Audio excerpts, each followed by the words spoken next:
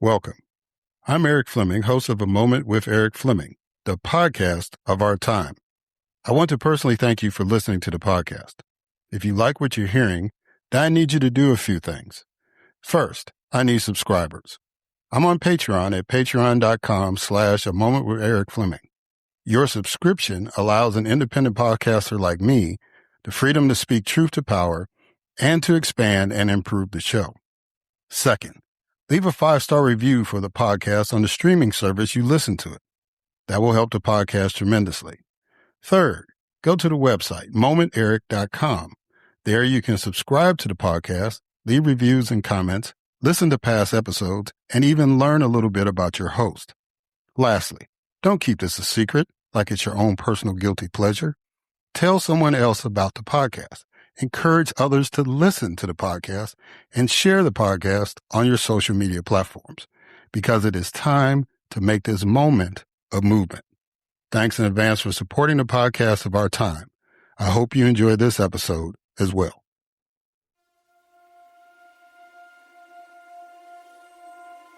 The following program is hosted by the NVG Podcast Network.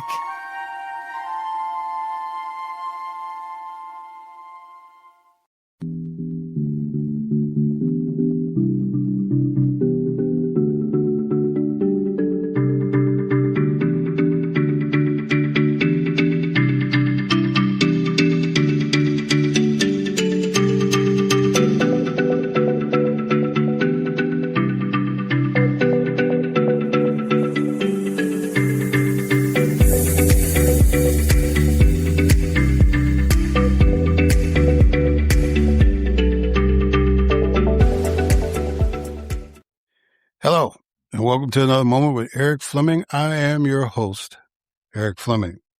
And we're going from one extreme to the other. It's like we didn't have any guests last week, so you just got to listen to little old me rant and rave for about an hour. But this week, we've got 3 guests. 2 of them have been on the show before. Good friend that's political scientist here in Georgia, and quick becoming a friend that has been involved in labor issues and is a very prolific author. And so we're going to talk about his latest book. Then I've got a candidate for Congress. I've been fortunate to have some other candidates for Congress, in other parts of the country. And this one is running in a race in Georgia, and early voting is going on right now. So for her to take her time out of campaigning, come on a podcast, I greatly appreciate that. And I hope that you get something from that, especially if you live in the state of Georgia, that this conversation will help you in making your decision. Boy, things are going pretty fast after that Louisiana versus Callais decision. And I'm going to get into that a little bit after the interviews. But what an important time for independent voices in the podcasting world. I was listening to somebody on Instagram bring up the fact that what's going on in Tennessee hasn't really been covered thoroughly in the major media markets, major networks, but, it's been all over social media and, some of the cable networks, of course, have covered it, but what we call the legacy media has really been kind of lax in the coverage on that. So that's why you need to have independent voices like A Moment with Erik Fleming, for example, to at least keep you up to date with what's going on. I don't do a daily podcast anymore. So that's, mine are more summaries than anything else. But there are other podcasters out there that are doing it on a daily or at least 2 or 3 times a week. So, please listen to them as well as listen to this podcast so you can kind of get a feel for what's really happening and what's really going on. So please support us. You can support A Moment with Erik Fleming by going to www.momenterik.com, and you can support the podcast just by listening. But you can also support the podcast through donations, either a one-time donation or you can set up a subscription on PayPal. Patreon. You can use PayPal, but you can set up something on patreon.com to be a monthly subscriber. As I tell people, it's only $1 for the very basic thing. If you want something nice like a mug or a t-shirt, you can pay a little more, and that's the thank you for taking that extra step. But yeah, just go to www.momenteric.com. And, if this is your first time listening, welcome.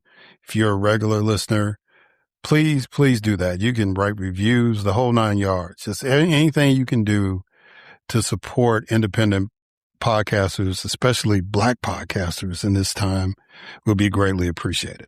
All right. Having said all that, it's time to kick this program off. And as always, we kick it off with a moment of news with Grace G.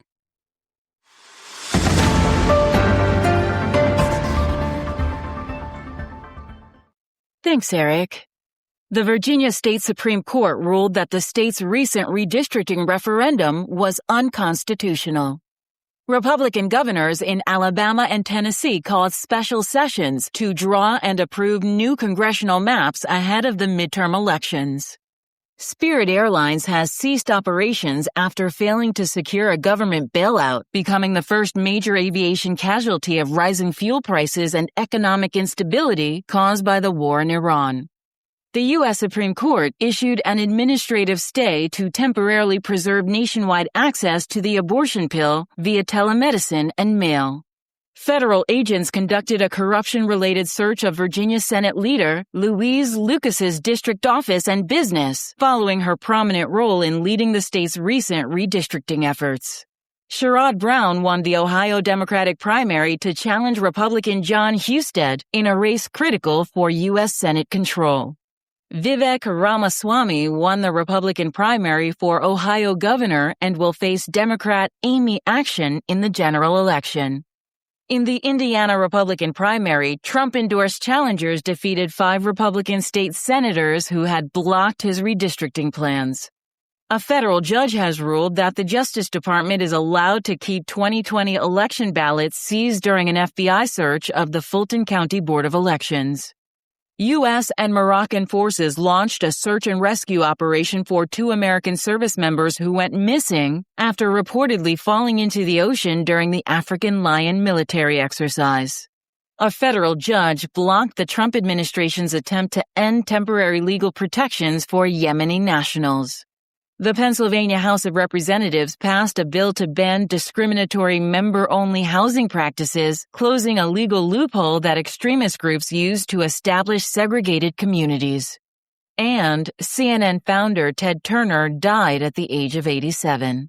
I am Grace G., and this has been a Moment of News.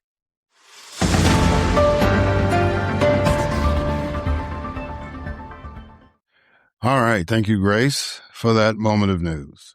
And now it is time for my guest, Dr. Tammy Greer.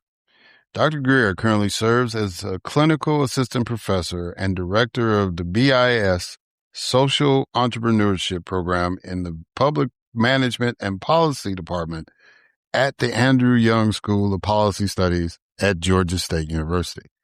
She has a bachelor's degree in criminal justice and a master of security management, both from the University of Houston downtown, as well as a PhD in political science from Clark Atlanta University, with focus areas in American government, including state and local government, urban politics, comparative politics, and international politics. She has served in numerous capacities in the private sector, as well as the public sector, including as an educator. Dr. Greer's interests include community and civic involvement, focusing on how policy and the lack of equitable public policy impact historically underserved communities.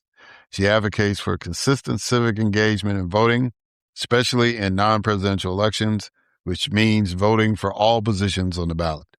Dr. Greer served as a board member on several organizations, including Georgia Women Connect, Media Policy Center, and the community chair working to create community garden in an urban food desert community. Dr. Greer has been interviewed in numerous state, nationwide, and international media outlets, including CNBC, Canadian Broadcasting Corporation, NPR, Washington Post, WGN, Christian Science Monitor, and the Atlanta Journal-Constitution regarding politics and policy. She is the author of the forthcoming book, Checks Without Change, Moving from Protest to Policy. And she is a frequent guest of A Moment with Erik Fleming. Ladies and gentlemen, it is my distinct honor and privilege to have as a guest on this podcast, Dr. Tammy Greer.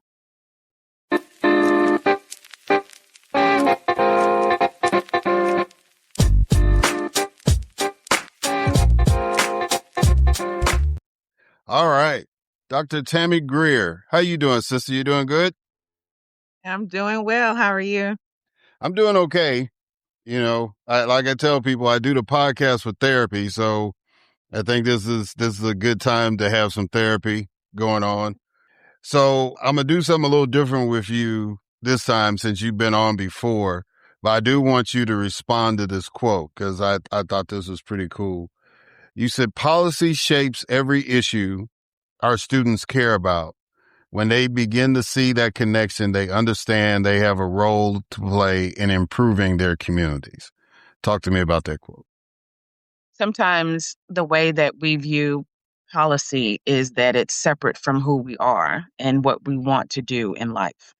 And when we understand that it is a natural connection, that policy manages every single thing that we do, then we become invested in policy generally.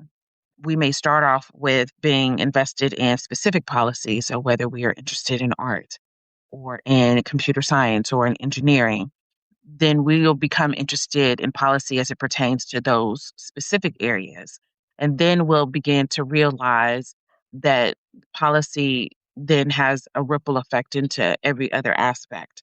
And once we can start talking about policy rather than the politicking, then we can get more people invested in the process that helps this republic to perhaps continue for another 250 years. Yeah, that's hopeful thinking. I think you're on the right track. I think people need to be more articulate about the issues and the connectivity of those issues. Cause a lot of people just feel that politics is over there and I'm living my life. And that's something I've been preaching. And I'm just glad that there's other people in the pulpit doing the same thing. All right, let's get into it, Doc.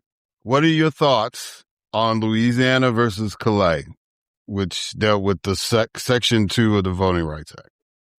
Sure. So my thoughts are very different, or maybe more nuanced and perhaps hopeful, as you described me with my previous quote.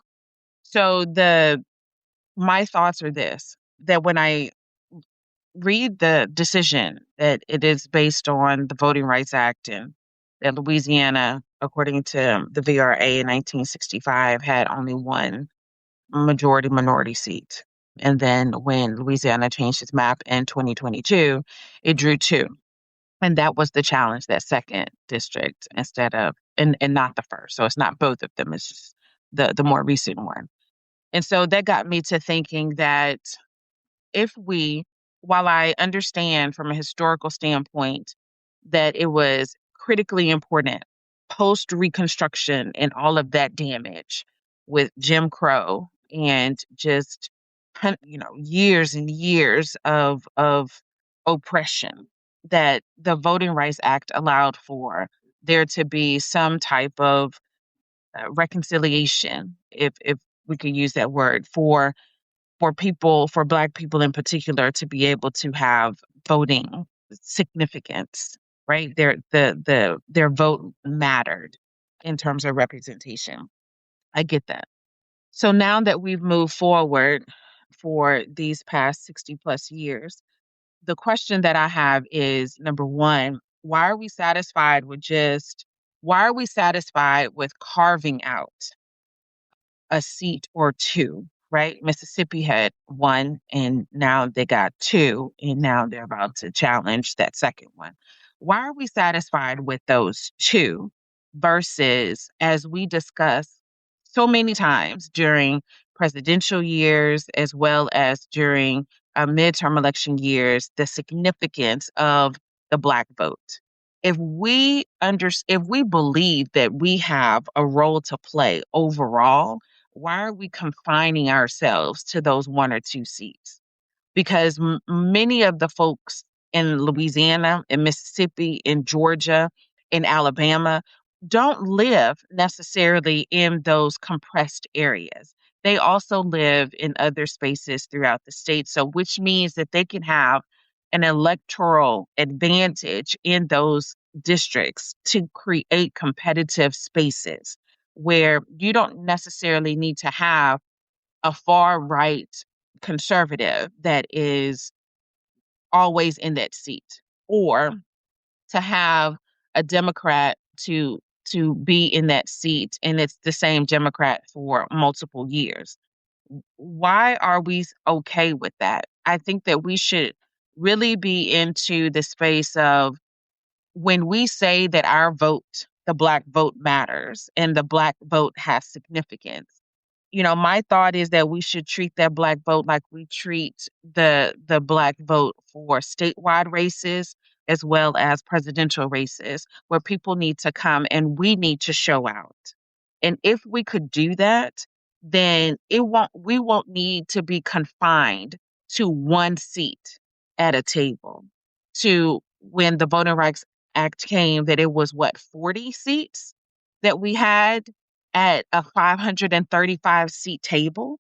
I think that we need to do more. I think that we should ask for more. I think that having more competitive races will allow for us to, overall as a country, to move beyond people having legacy seats, to move beyond people holding seats for a long time. Because even if we had that one seat in Louisiana, how many times is that Democrat who's holding that seat being primaried by somebody else?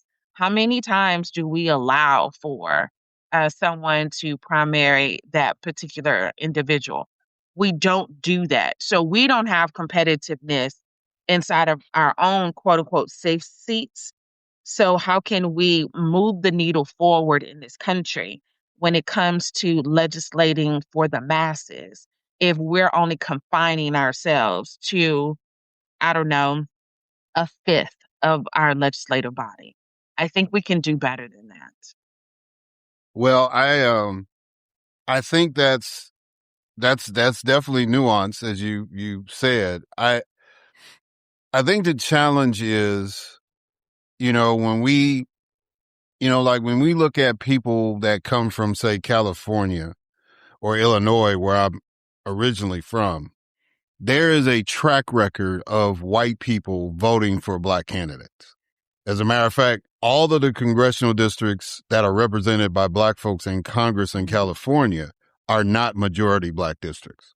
So that's, that's the ideal. That's the situation you're pushing, that it's like, we put a quality candidate out there and let the people decide. And if, and hopefully that person will win, and when you see states like Delaware elect a Black person to be the U.S. senator, that's the goal that you're pushing. But you and I are now here in the South. And it's like the minute that decision came out in Mississippi, where I cut my political teeth, really, they're talking about drawing the one Black district that we got out. In Louisiana, they've got a map now where instead of just conceding that one seat for, I guess that's Congressman Carter out of New Orleans, now they got a map where New Orleans is like divided and everything is fanning out. I don't know if that's going to make it on the floor or anything, but it's out there. So it's like, the spirit of the Voting Rights Act was to deal with these southern states, because that genetic, you can call it genetics or whatever, but that tradition of not respecting Black votes or Black representation, that's why they had to go through the pre-clearance and Section 5 and all the other stuff. Alabama is in special session now trying to figure out if they can not only get rid of Congressman Figures, but Congresswoman Sewell too. So I think that's where the tension is. It's not, I've expressed to you and other people that my goal is to see a black person run as the Democratic nominee and a black person run as the Republican nominee for president. But we're not there yet. And I think that's the concern that a lot of us have. Georgia has been very lucky. I would say Reverend Warnock to be able to win a Senate race, and that the Republican Party conceded that and put a black person up against him when he ran for the first time, for the full term. But that's the only other southern state you're going to see that. When I ran, Mike Espy ran, and now Scott Cologne's running in Mississippi, we've gone up against some white Republican that's been there for a minute, right? Mike was the only one that actually got to run in an open seat, as a matter of fact. Harold Ford, when he ran in Tennessee, it was an open seat, but it was and he was a sitting congressman, and he lost to a mayor of a city, right? So, I mean, I think that's where I come from. I've seen what you've talked about, but I'm not seeing it here in the South right now. And that's why I think this thing has been devastating, because half of the black population in the country, or over half, is in the South. And if we're going to have political power, we still need to have protection. Professor, tell me where I'm wrong. I No, it's not where you're wrong. To me, it's an and, right? It's a both and. And the other and is, yes, more than 50% of Black people live in the South, yet we're voting way below our weight. And if we're voting way below our weight, we're asking for those that participate regularly to create the space for the majority of us who are not participating in all of these elections. So we can, have these great get out the vote efforts by all these civic groups in a presidential year or in a high stakes midterm.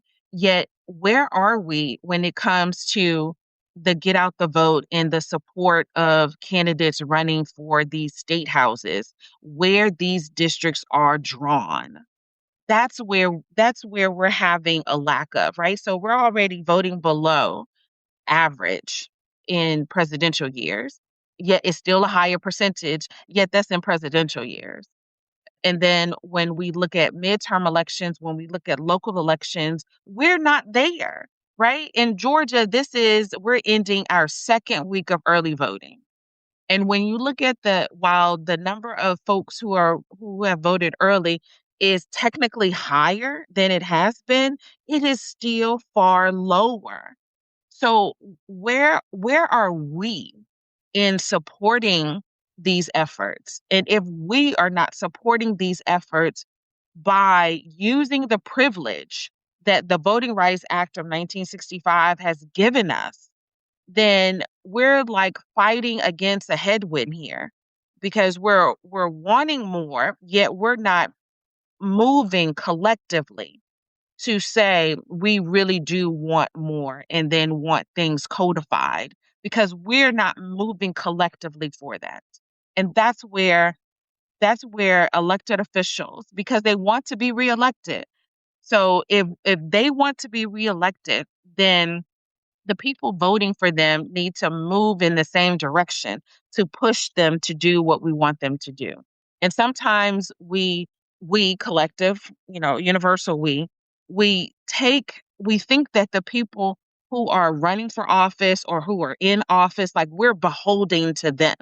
No, we have the ability to hire and fire them. And we don't do that. We let them off the hook instead of moving in the spirit to which we say we want things done. We have to move in that way. Yeah.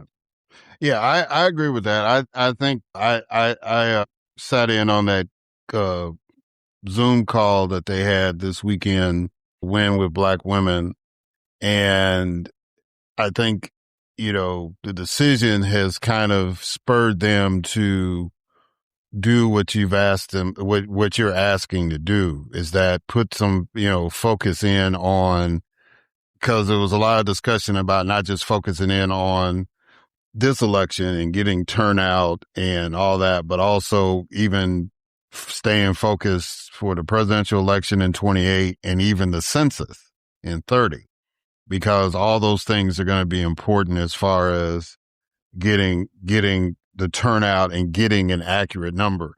I think Stacey Abrams said that 90 million people didn't vote in the presidential election in 2024. And she said her mission in life is to get those 90 million people to show up. 96. It was 96 million? Oh, wow. So that's her mission in life, is to get those people, because they're already registered. We just got to get them to show up. 96 million people. Yeah. All right. So I guess we kind of talked about the impact is good. Well, so in the scenario I just gave you, the impact on Black representation, the New York Times put out a map, and I think that's what kind of got people stirred up. The New York Times showed a map of the current Black representation in the South. And then based on their reporting, they put out a map of what it's going to look like if all these states do this redistricting. And Mississippi's going. It was basically red till you got to Georgia, and then there was some blue dots right around Atlanta, and then it was red till you got to South Carolina. I think there was a blue dot there, and then you got to North Carolina, and there was a blue dot there. In Florida, it's like when that New York Times map came out and showed that basically all those Black districts except a select few are going to be wiped out. I think that's what really kind of stirred people. It was one thing to hear that the decision happened, but that visual kind of got some people going. So, and if they're going to do it to the congressional districts, then they're going to go in these state districts too. So what would be, I guess my question to you would be, what would be the impact if that nightmare scenario happens and we lose, those seats in the South, especially at the state legislative level? So what would happen is you would see that the map looks more like it did after the Civil Rights Act was signed, right? Where you saw the party switch from the South being predominantly old school, really old school Democrats, to them being Republican. And that's what you would see. Again, though, the variable that we're missing when we're looking at history and we're looking at today is that today we have the ability to participate in this system, whereas before it was inconsistent whether or not the law allowed for us to participate. So generally speaking, today we have that ability to participate, and because we do, the question that I am really pushing us to like sit in is whether or not we're using our privilege to participate as a voting member in this country. Are we using that privilege to our advantage, or are we ceding our citizenship in terms of voting? Are we ceding that to a group of people who are intentionally carving out and diluting our ability to impact the elections and to impact elected officials? So it's like one of those things where, are we ceding our vote and we're just not participating and say, you know what, it's all rigged. People gonna do what they want to do anyway. And the people who are in office, they're all crooks and all of this other stuff that we tell ourselves. to make it easier for us not to participate? Or do we participate and then we push toward the things that we want? And if we're not doing that part and we're saying, well, I'm not going to participate anyway because it doesn't matter, then why are we really frustrated? Why are we angry? Like, if you opt out of the game, then how can you then talk about the plays that are being called? How can you then have commentary on how the players are behaving? We have the ability to all be in the for most of us to be in this game. And then those of us who talk about social justice, who talk about, the impact of some of these policies, you have the ability to get into the arena to change some of these policies so that there could be more equity, so that we can talk about people who are formerly incarcerated, ensuring that they have the ability to vote. And so then they are no longer being taxed without being represented, right? Then we can make these differences. But if we're opting out because somebody changed the rules, then you're like seeding the game. I would I don't know how we can just sit back rather than forcefully being in this arena all the time, because they're not ceding their ground. When you think about it, if they get a win, they're not sitting down. Why do we get a piece of a win and sit down? We cannot sit down. We have to be creative. We have to understand the structure and function of government. We have to understand these laws and how these laws are created and the impact of them. We have to be in the arena at every level, at every corner, all the time, and work toward this. And we cannot only have certain people or 10% of the community doing all of this work and then complaining that stuff isn't done. I don't see how we benefit from that. Yeah. Are you surprised that Governor Kemp has not gotten on the Southern redistricting train? No, I am not surprised. It is on brand. It makes sense for Georgia because, number one, as you said, that the economic power that Metro Atlanta has, it helps to run the entire state. We also have to fully appreciate that Black folk live all over Georgia. So there may be some concentrations in Metro, and there's concentrations along the fall line or the Black Belt or the Cotton Belt, whatever one you want to call it, right? There's a concentration there. There's a concentration in South Georgia. So, to do that is to put additional, depending on how you barbecue. So my daddy used coal. So put more coal on there to make it hotter politically in the state. So if the governor were to do that, then that would make a whole bunch of people angry. And it's already thought to be a midterm that is going to, be a major win for Democrats in the House of Representatives, and very well could be in the U.S. Senate. So you're going to put more political pressure on these spaces where you also could have some Republicans to lose their seats in the state house and the House of Representatives on the federal level, on top of gas prices, on top of inflation, on top of high groceries, on top of people feeling some kind of way about the war in Iran, all of these things. And then you want to redistrict on top of that. You're wishing for your state to flip if you do that. So the governor has more tact in understanding that there has been great interest in Georgia, which means that more money is going to flood into Georgia for these midterms.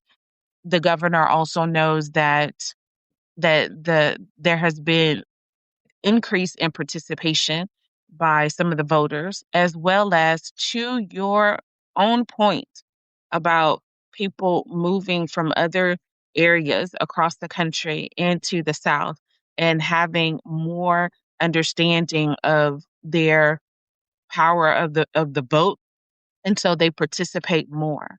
So if you do some of these things, you're literally disrupting your own political party inside of your state. And so the governor is more strategic and understands that consider the long game rather than short-term wins. So, okay, like you said, the early voting has started. How are the races for governor and the other statewide shaping up from what you can assess? So many of our races, of course, are going to go into a runoff because there are way too many candidates in for each side for the different races. So if you have all of these folks running, it is highly unlikely someone is going to get 50 plus 1% of the vote, right? 50.1% of the votes. It's highly unlikely.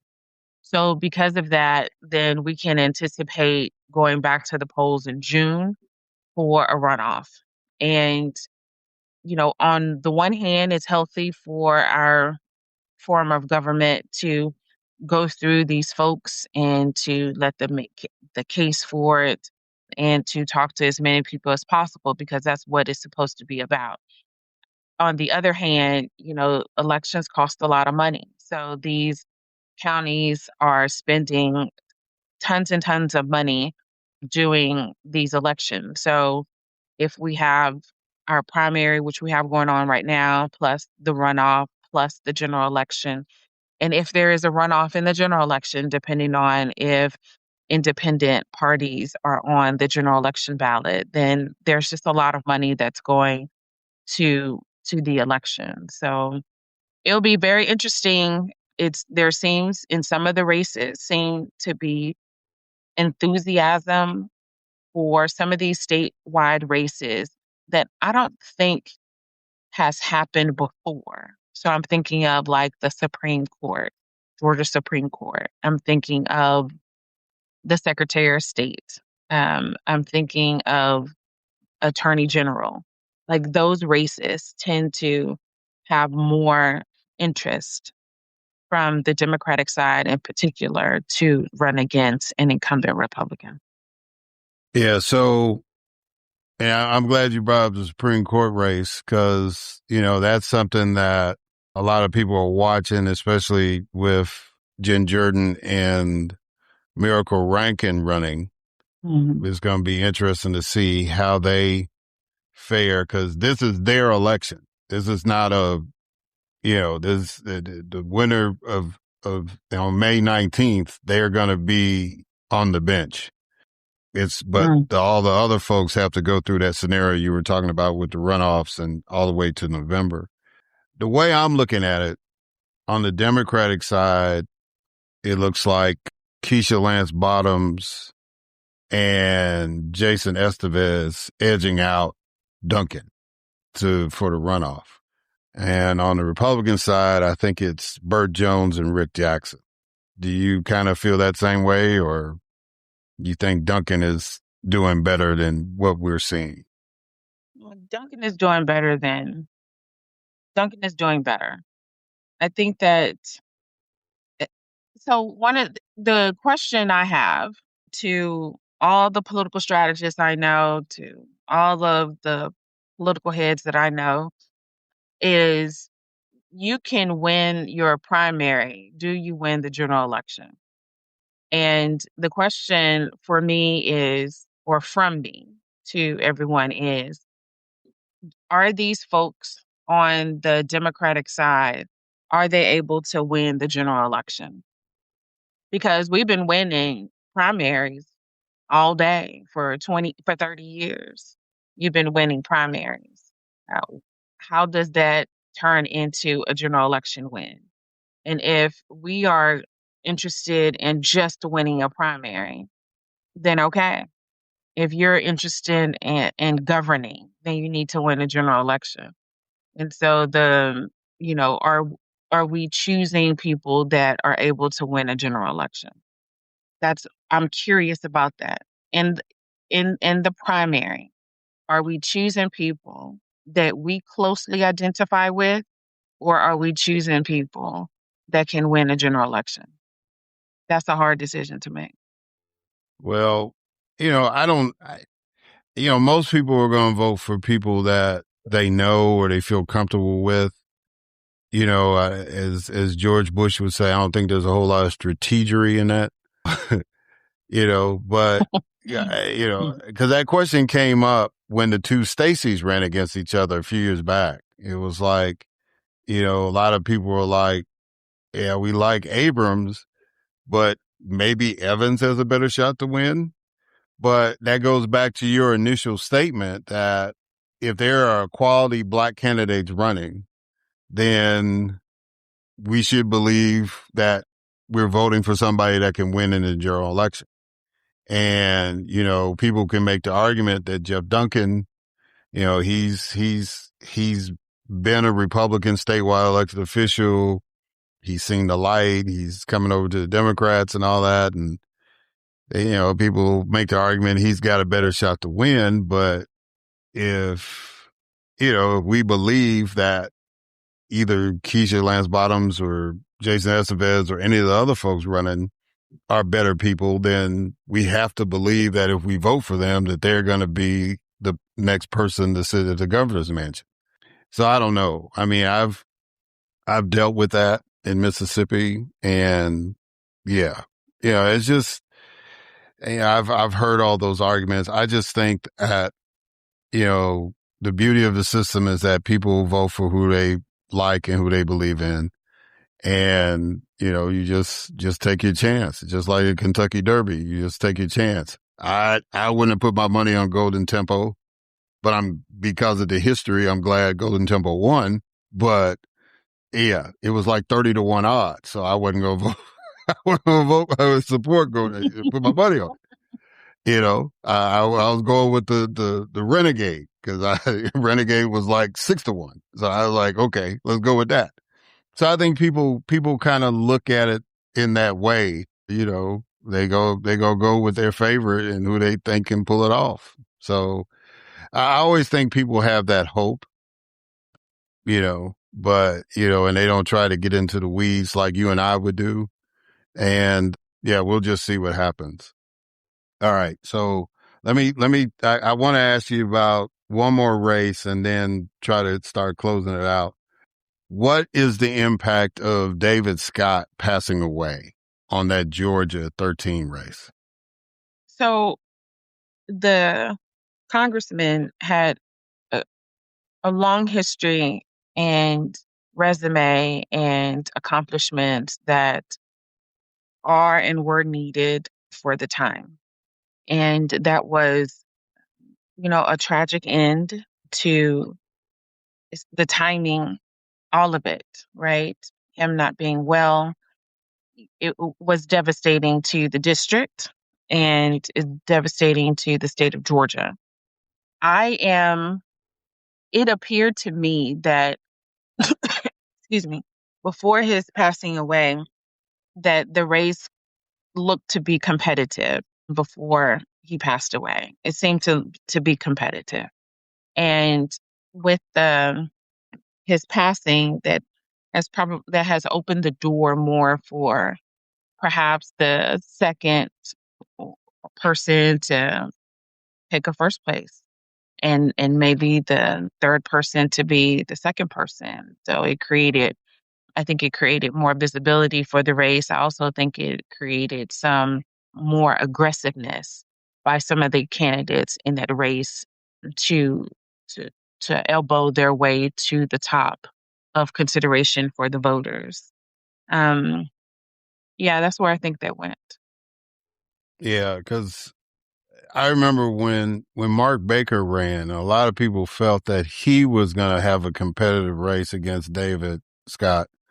And, because he was very progressive, relatively young, And, it just seemed like, and that was when that district was into Fulton County. He figured he was going to have a good showing in Fulton County. And, then, as it went on, in Cobb and other places that he'd have a shot. And then when the numbers came out, he got beat 70-30. And everybody was like, really? So, it's, You know why? go ahead. You know why? The reason is because Georgia is not a progressive state. Georgia is moderate. It is a center state. And because it's a center state, then, you could have pockets of progressive policies or progressiveness, right? You could have pockets of it, yet those pockets have to be, they're small and they're very strategic. They, if you can't be, all of that in the majority of this state. And sometimes one could argue the illusion of the city of Atlanta creates a thought that Georgia is more progressive than what it is. Is not. It's a very moderate state. Sometimes, depending on what that policy is, it could be center right. Sometimes it could be center left. Regardless, the thing that both of those have in common is center. And when you go too far to the left in some spaces, then the center will go toward the right, right? So you'll have pieces, and if if if if candidates in Georgia only run or attempt to run, whether it is far left, then you will have conservatives, you will have MAGA to win in this state. The and it's not to say that you cannot be progressive.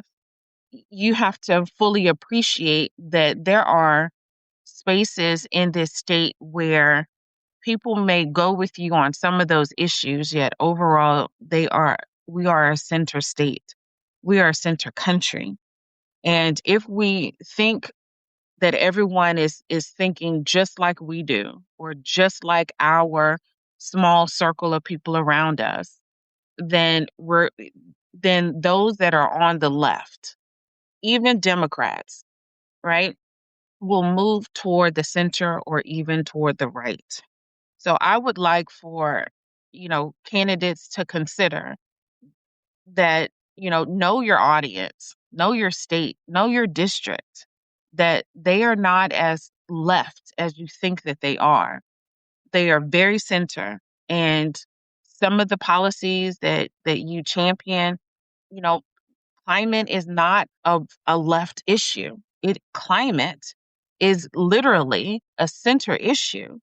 And if you talk about climate from a center issue, if you talk about climate from a conservation standpoint, then you will get rural Georgia to go with you. You will get people below the fault line to agree with you because the climate impacts their crops. But if we're talking about climate as a far left issue, you are losing the very people that really agree with you. They just have a different way of describing and moving through this process. And if we don't change our language, which then perhaps could tweak our policies, then you're losing the very people that we then complain later about that are damaged by those policies. Well, it's because, you didn't go talk to them, or maybe you didn't use the language that made sense to them. So we have to be, bilingual and trilingual in order to talk to these different audiences. Yeah. Messaging is vital. So I got a couple more questions, Doc, before I let you go. Mm.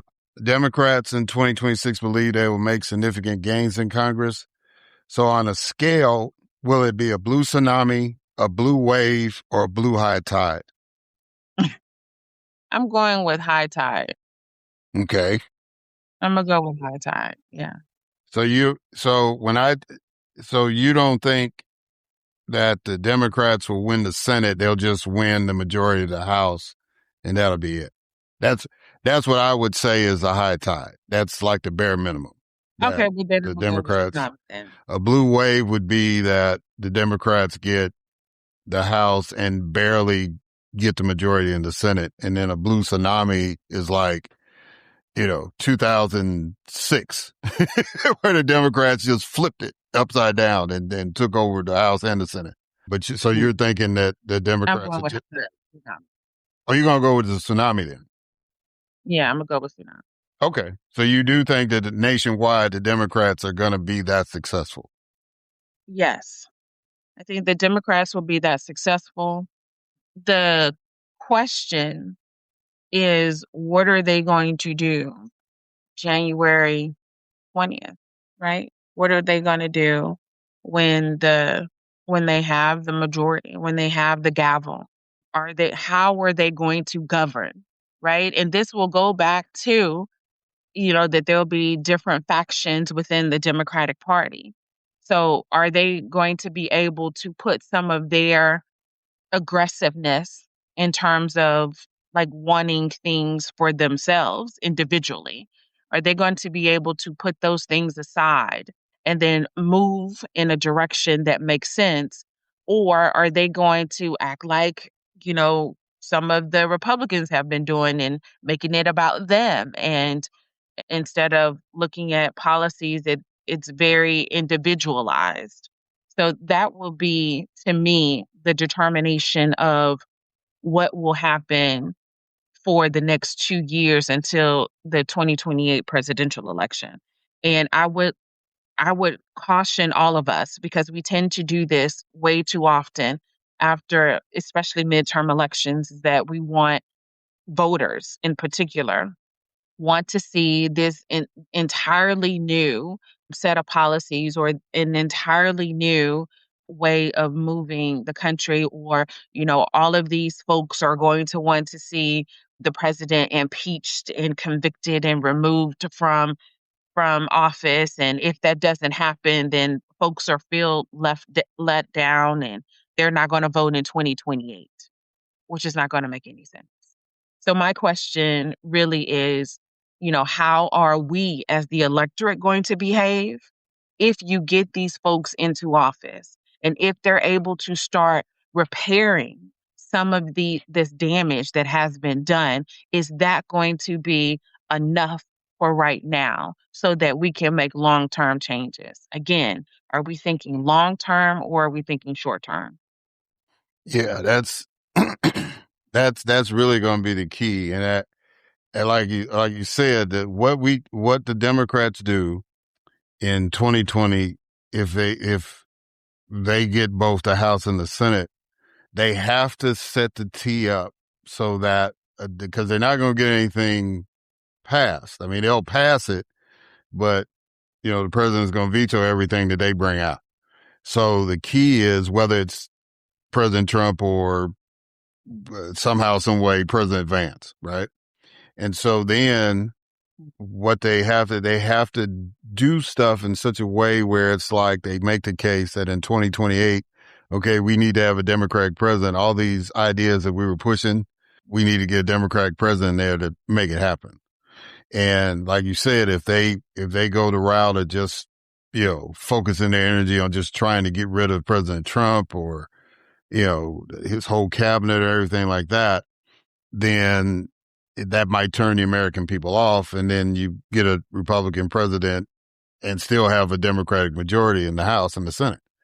So it's like you said, it's going to have to be some gamemanship in there. So let me go ahead and close it out because I appreciate the time that you've given me. Finish this sentence for me.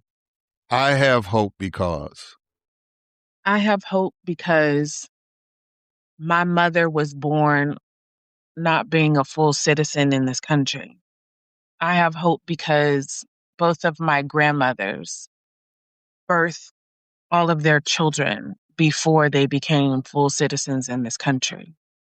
I have hope because I have been born with all the privileges that my foremothers, aunts and great aunts, dreamed of, and now I live freely with. Wow, that's deep. So, Doc, how can people get in touch with you? How can people reach out to you? Go ahead and tell people how they can contact you if they want some of that wisdom. Most people reach out to me on LinkedIn, and you're welcome to reach out to me on LinkedIn. I don't have all the other socials. I know that's an odd thing in this day and age, but LinkedIn is the best way to reach out to me. Well, all right. Other than enrolling at Georgia State, but look, Dr. Tammy, I greatly appreciate you doing this. I'm glad this is the time of year you're trying to close out everything. So I'm glad that we were able to get this in. And, you know the rule because you've been on here multiple times now. So I'll just say I look forward to our next conversation. Thank you so much. All right, guys. And we're going to catch y'all on the other side.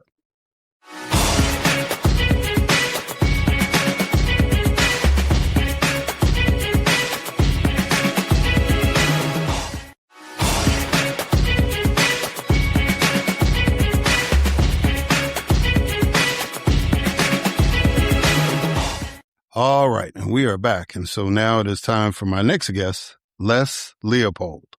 After graduating from Oberlin College and Princeton University School of Public and International Affairs, Les Leopold co-founded and currently directs the Labor Institute, a nonprofit organization that designs research and educational programs on occupational safety and health, the environment and economics for unions, workers, and community organizations.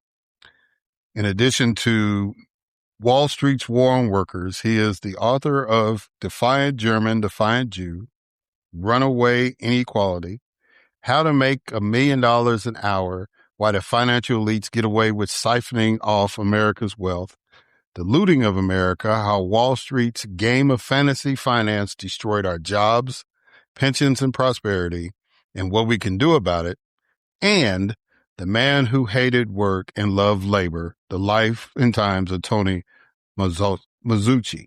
And now he's written another book, and that book is called The Billionaires Have Two Parties. We Need a Party of Our Own. And so we're going to discuss this new book as Les is making another appearance on this podcast. So ladies and gentlemen, it is my distinct honor and privilege to have again on this podcast, Les Leopold.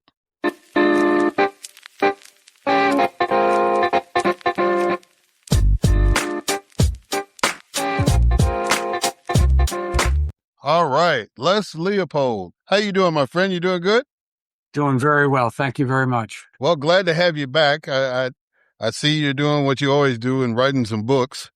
So you've written a new book called The Billionaires Have Two Parties. We Need a Party of Our Own. So we're going to get into a discussion of that. So normally how I like to do it is at least have you respond to a quote. So this is a quote I'm going to throw at you.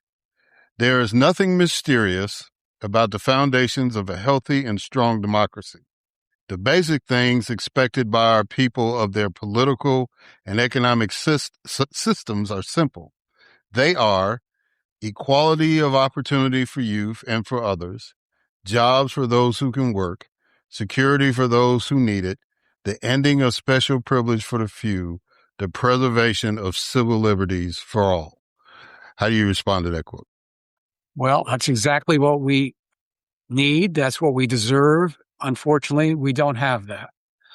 We have two political parties who created a system where they take care of the people who are better off, and they give lip service to jobs, but people are struggling to maintain their employment. And I would point out that that is the number one problem in America is job insecurity. In this country, you cannot make it if you can't hold on to your job. And if you live someplace that doesn't have a gigantic, diverse economy, it's very, very hard on you if your factory goes down or your office closes. And that quote you just read is incredibly admirable because that's what we should aspire towards. And we need more than lip service from the two parties that care more about the wealthy than they do about the rest of us. Yeah. All right, Bruce Springsteen said, "We're desperately in the need of an effective alternate party, or for the Democratic Party to find someone who could speak to the majority of the nation. There is a problem with the language that they're using and the way they're trying to reach people." Why did you use this quote to set the tone for your book? The billionaires have two parties. We need a party of our own. Well, it's funny. I was working on the book when about the need for a new independent workers' party when his quote came up. And I was actually surprised because he mostly runs around the country campaigning for the Democrats. And I think he's been incredibly frustrated by the inability of the Democratic Party or the Republican Party to actually speak to the needs and interests of working people. He's very good at doing that. I mean, he's probably one of the best performers in the country, being able to really connect with a working class audience. In addition, I actually have had some connection with him over the years.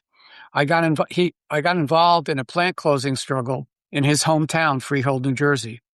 And I went to visit him on behalf of the local union, and he agreed to support the campaign, and he bought an ad in the New York Times. And the president of that local, Stanley Fisher, has maintained a connection with Springsteen's office for years.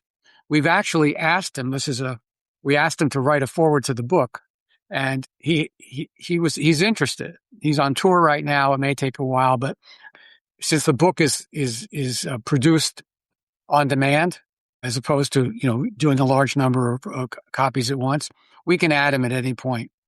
But I think he's onto something. The guy's always had a feel for where working people are. And he senses that there's just tremendous political alienation out there. And he knows it's dangerous to not have a political entity that working people can gravitate towards. I think it is very dangerous. And he senses what I sense. And so I added him to the book at the beginning of the book because I was writing it already. I thought, okay, listen to the boss. He's got something to say about this. Yeah. Does the recent Supreme Court ruling, Louisiana versus Callais, strengthen your argument that there needs to be another viable political party in American politics? Well, I think it reflects the problem.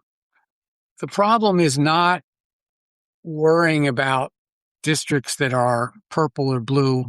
It's worrying about the 130 congressional districts that the Republicans win by 25% or more. These are not, the Democratic Party in those districts are basically dead. So no matter how you redistrict in Louisiana or elsewhere, you're still going to have the problem of these incredibly red districts all across the country. So what do you do there? I don't think you can rebuild the Democratic Party in those areas. I think their brand, and we've done some survey polling on this, the brand is so tarnished that you can't rebuild it. So you have to build something new. And Dan Osborne, for example, in Nebraska, is an example of someone building something new. He's running as a working class independent of both parties. He stands a chance to win the senatorial race there in next fall. But I'm worried about how do people have a voice in these one-party congressional districts all across the country. And we think that building a new entity, a working class entity on a very strong, progressive, economic populist platform would sell there. And it would change the dynamic of the country. Look, that beautiful quote you read at the beginning is going to be turned into fiction if we don't deal with this incredible polarization that goes on in the country, right? The big cities and the coasts are blue, and the rest of the country is red. As soon as the polls close on election night, these rural districts go red in about 5 seconds. That's not healthy. And a lot of these areas have working class constituents, former union people, their families that were once progressive areas in the Great Plains states and all over. And we need to reach out to these people. They need to have a chance to express themselves politically, and they don't have a chance right now. It's a tall struggle. The mishmash about all this gerrymandering is only going to make it worse. But we have to build something, just like Springsteen said. We got to be able to speak to these folks and have these folks speak for themselves. They need a political entity of and by and for themselves, where they can actually have a role in our political system. Right now, they're dropping out, or they're throwing a vote for MAGA or something. But really, most of them are just kind of dropping out. They've given up hope. They see that most of the politicians in Congress are rich people who don't reflect their point of view. And by the way, our surveys show that these people are not Neanderthals, even on social issues, that there's been a tremendous liberal increase amongst white working class people all over the country on issues like gay marriage, on issues like immigration. There's been a really liberal trend, but that's not their main issue, right? Their main issue is how do you survive economically? And just the image that comes to mind, it just happened in Nebraska. Tyson Foods shut down a facility in, I believe it's called Lexington, Nebraska. Town of 10,000 people. 3,000 jobs are going to disappear in a town of 10,000 people. Where do they go? What do they do? I mean, that's absolute devastation. And I believe, as your opening quote said, and working people believe this, that everyone who's able to work should have a right to a job at a livable wage. And if the private sector can't provide it, then the public sector needs to provide it. You can't have people, able-bodied people, without employment. That just won't work in our society. And I think we have found that working people very much want some modicum of job security. They want to work, but they can't work if they're, where are they going to find a job in Lexington after 3,000 jobs go down in a town of 10,000? Anyway, that's there's a frustration and anger, a disappointment that's out there that we need to have a space where this can be discussed. And I think a new political entity is the place to do it. Well, you asked this question in the book. So besides what you just said about job security, what do working people want? Well, it's interesting. There were, in the survey we did of 3,000 voters in Pennsylvania, Ohio, Wisconsin, and Michigan, the old Rust Belt, basically. Although people who live there don't want me to call it the Rust Belt. They get PO'd at me when I do that. But it's hard to, keep saying those names again and again. The Blue Wall, the former Blue Wall states or whatever. So we did 3,000 voters. And there was some space at the end of the survey. And I threw in this question. I said, would you support a new independent political entity called the Independent Workers Political Association, independent of the two political parties, that would run independent candidates on just four issues? And here were the four issues. One was the right to a job, a livable wage. If the private sector can't provide it, the public sector shall. A very radical proposal. Number two, any corporation, large corporation that gets government money cannot conduct compulsory layoffs.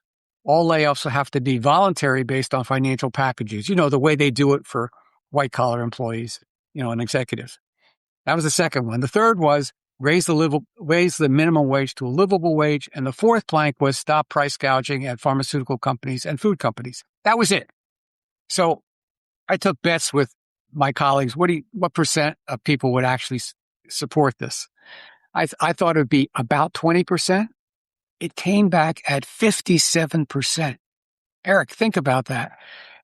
And this is an entity that they never heard of, that doesn't even exist, right? 57%. And if you looked at it by age, those 30 and under supported it 70%. So people are ready for a very strong, forward-looking, progressive economic platform that protects their jobs, their livelihoods. Affordability is not enough. It has to be affordability plus real job security or alternative jobs if a plant goes under. So people are ready for that. And we surveyed that in a variety of different ways. And I was stunned that people gravitated toward this very new entity with basically a radical progressive populist proposal. People are ready. And I say this to my progressive friends. They're more these people out there are more progressive than we are. we're still fumbling around, around the edges and don't want to sound like, trying to be influential with the Democrats and the mainstream, et cetera, et cetera. And we're trying to curb our sales. They're saying, no. We really need a strong, forward-looking, progressive platform and a new political entity. Blew my mind. That's why I wrote the book. I said, this story has got to get out. So what's the challenge of making this fictitious party a reality? Well, that is the most important and I think provocative question, actually. It's going to be difficult, and I have to play a different role than what it's going to need to get it off the ground. It needs an anchor tenant, and an anchor tenant to me means a large influential union like the United Auto Workers or the Teamsters or communication workers or a bunch of them coming together. We're a long way from that. Right now, they are so overwhelmed by collective bargaining issues and organizing, et cetera, that they can't imagine getting involved in anything other than, pushing the Democratic Party towards a labor direction.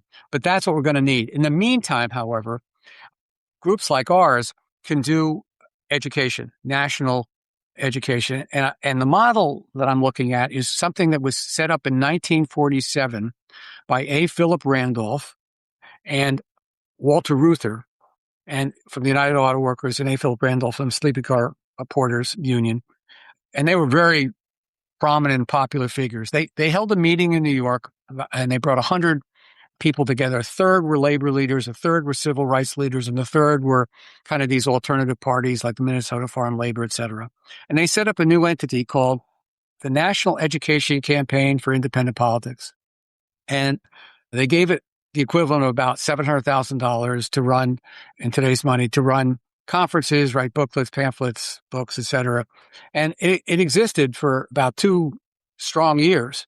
And then Cold War it got very intense, and the unions started having problems that felt that, they just didn't have the space for it. But it was a great idea.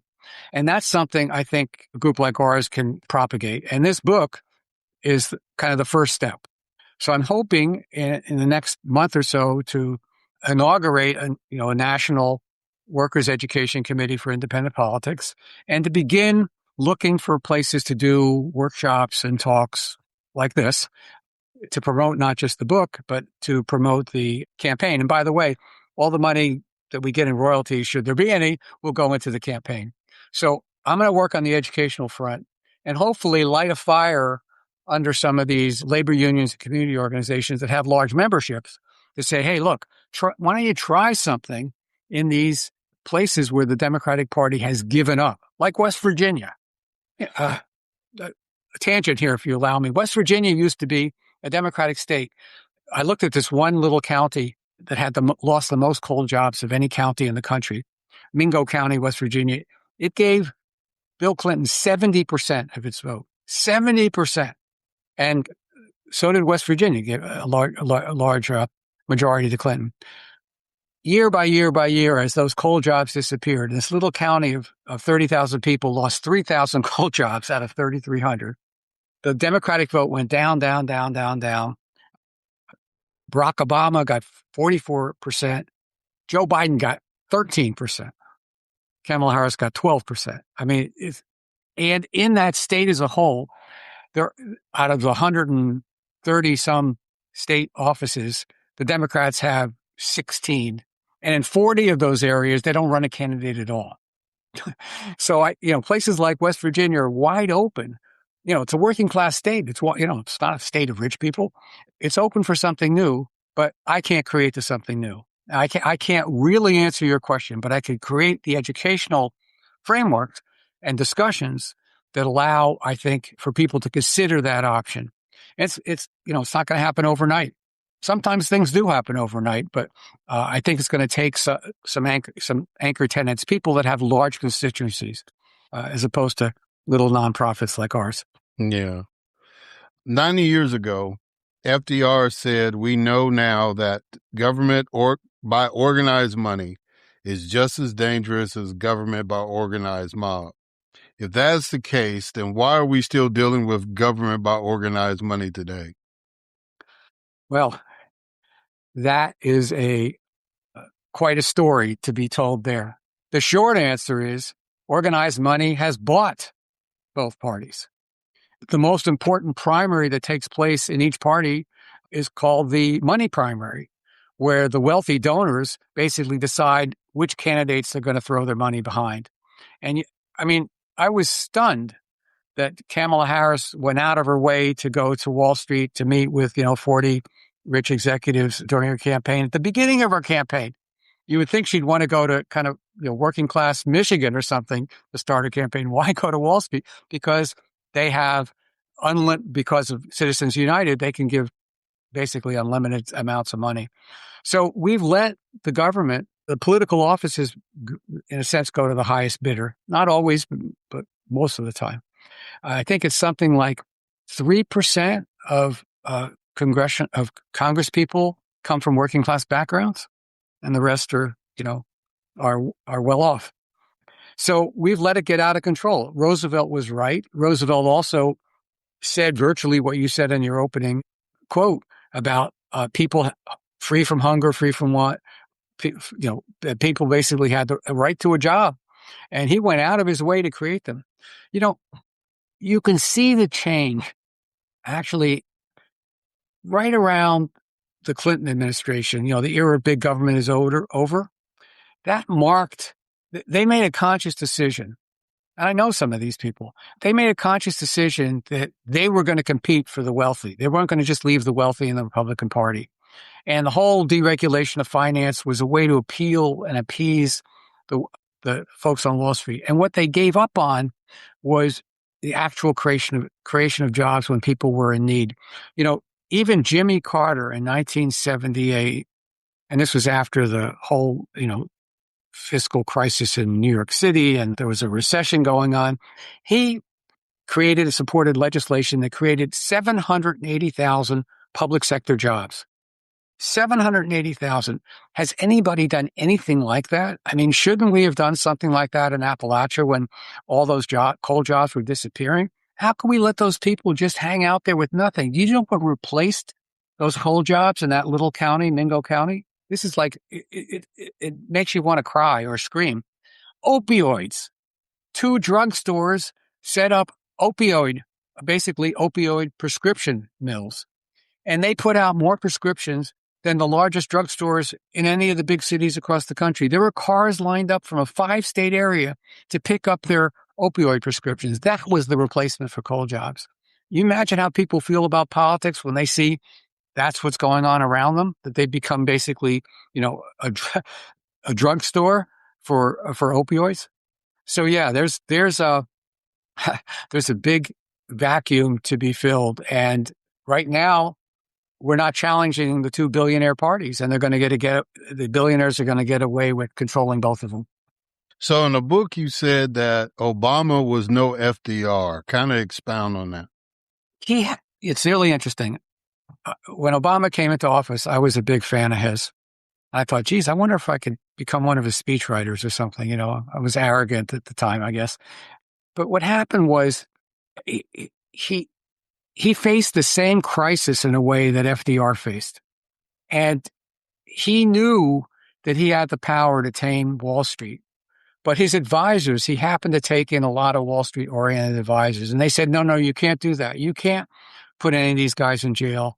You have to support them. And he ended up supporting the revitalization of Wall Street at the expense of Main Street in a way that I think even he, I'm sure, does not feel great about. And then he fell into the trap of austerity, where he was starting to negotiate with the Republicans to cut back the federal deficit again at the expense of Main Street. And then he made the final mistake, I believe, by supporting another free trade agreement, the TPP, the Trans-Pacific Trade Agreement, and working people hate these trade agreements. So he had all the potential, I think, to be the next FDR. He had the charisma, he had the smarts for sure, and he had great instincts. But the only thing that he really tried hard on with the Obamacare, and I'm sure he wanted to do more than that.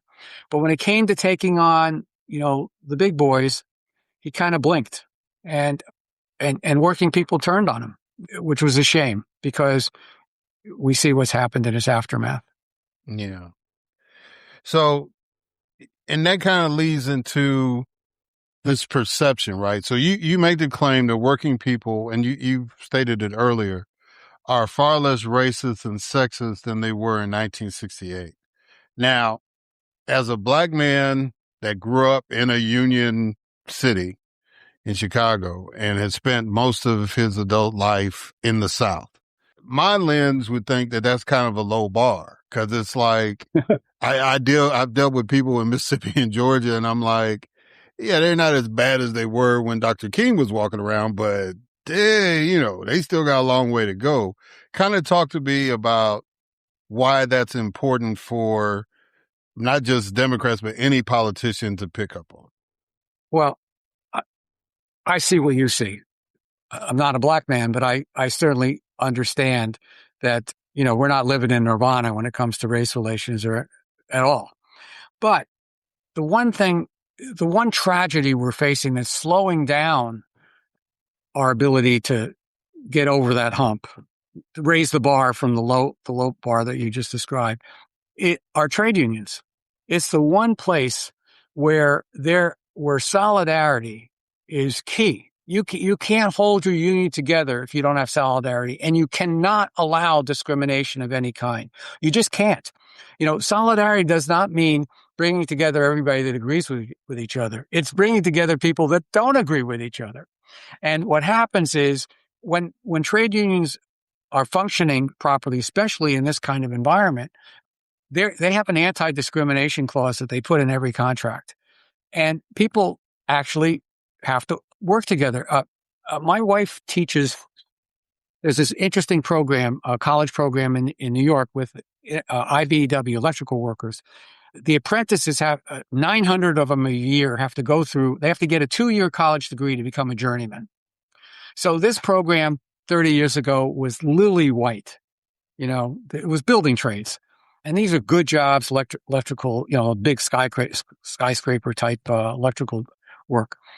Well, our classes now are 30, 40% people of color, gay, lesbian, trans, all kinds of people now are flocking into that union. That changes. It doesn't, racism and sexism has not gone away, but it changes the power dynamics because now you've got the union non-discriminatory clause in your favor. If you get pushed around as a woman in these jobs, the person pushing you around could lose their job.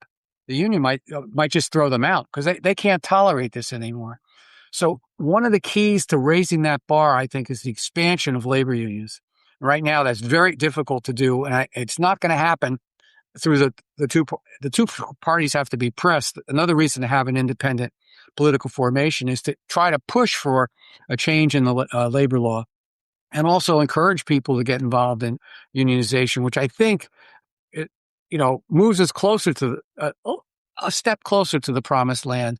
And I'm convinced that people working side by side, the whole problem, I think, with racism and sexism is when you really don't know, especially racism, when you don't know the other. The person is foreign to you. So you have all these images in your head about what they are like. You have to work next to somebody on a skyscraper, in a hurry.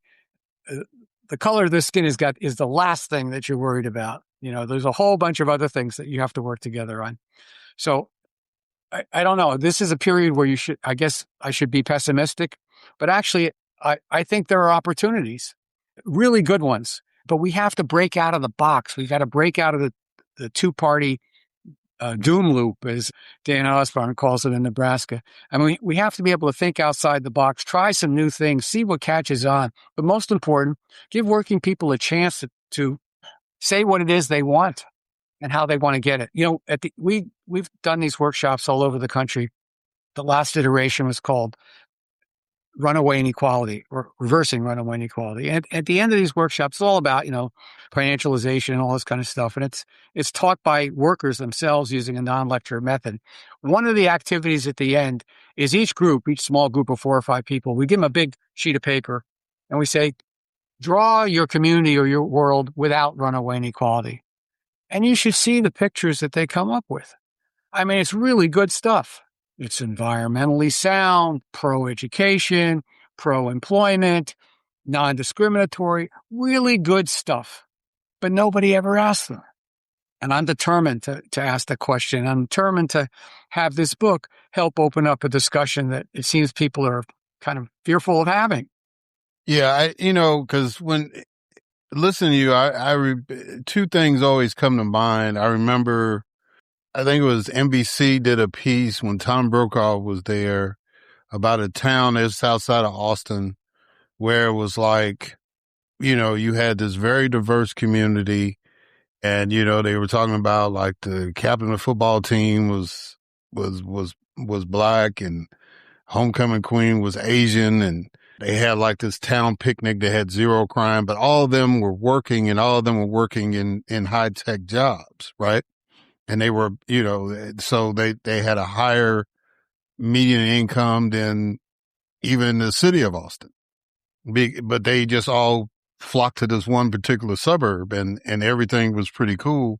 And then I thought about, the story about the coal miners in Huntsville and how the white coal miners stood up for the black coal miners who were getting underpaid. Once they realized they were being underpaid, then they just kind of said, well, we're all going to quit if you don't pay them. And that kind of got those coal miners organized up there. So there are instances in history that talk about what you were able to pull out of the surveys, recently.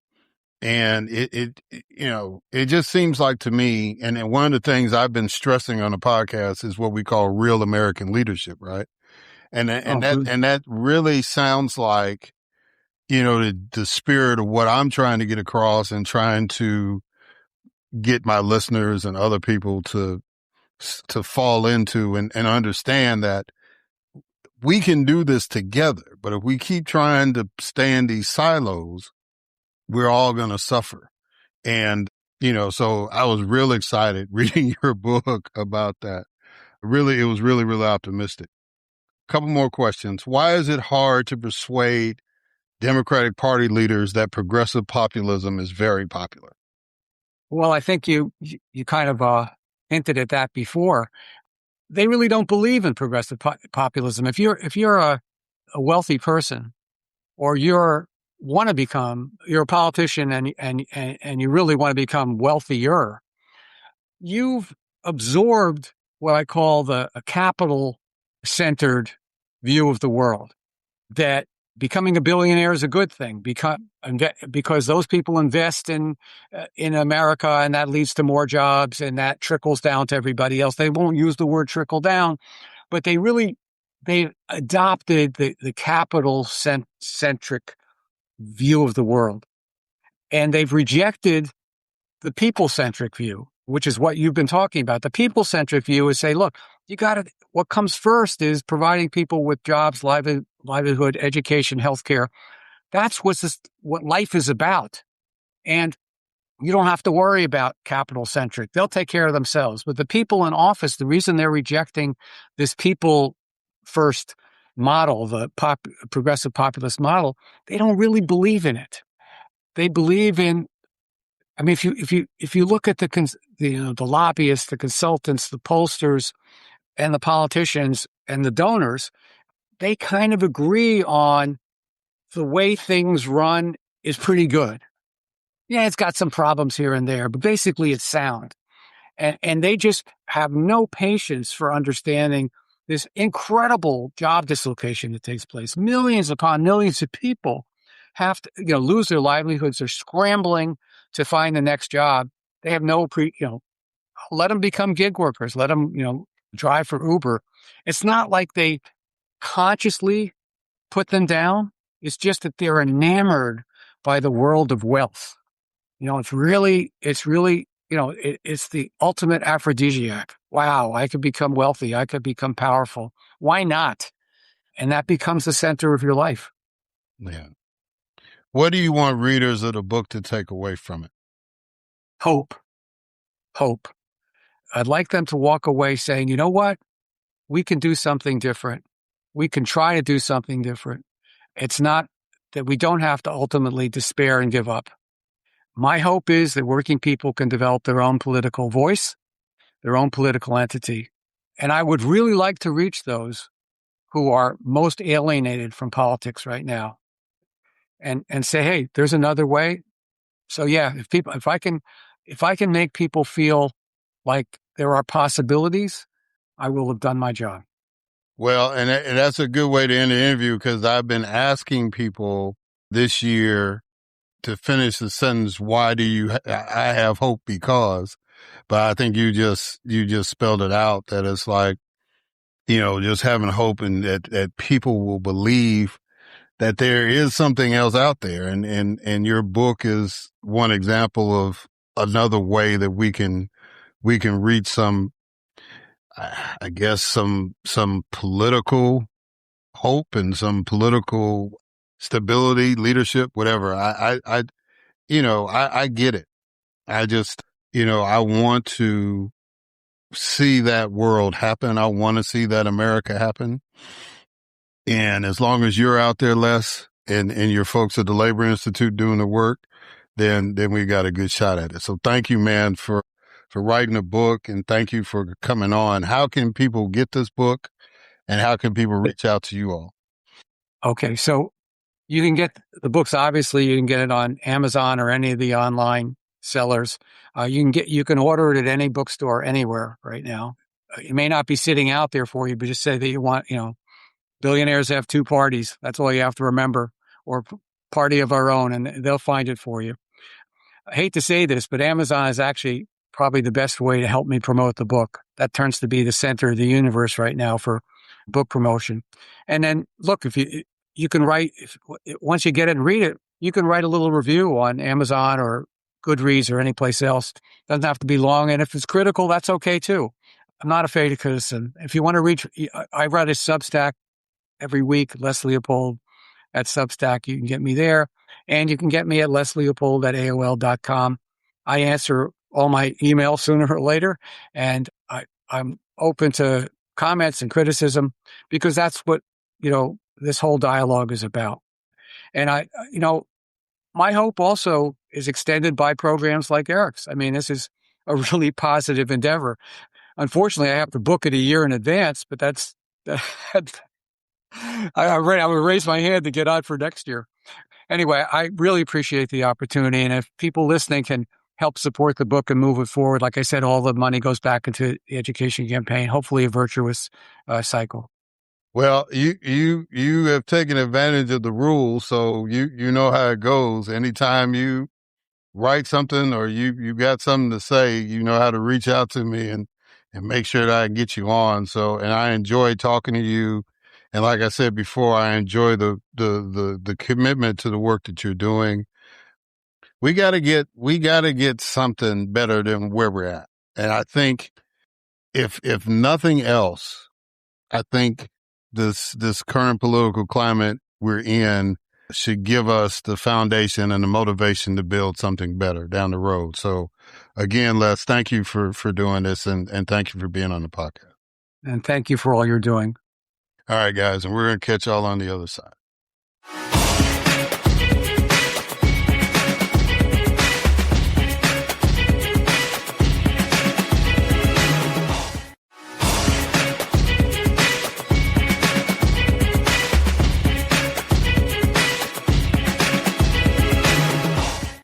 All right, and we are back. And so it is time for my next guest, Representative Dr. Jasmine Clark.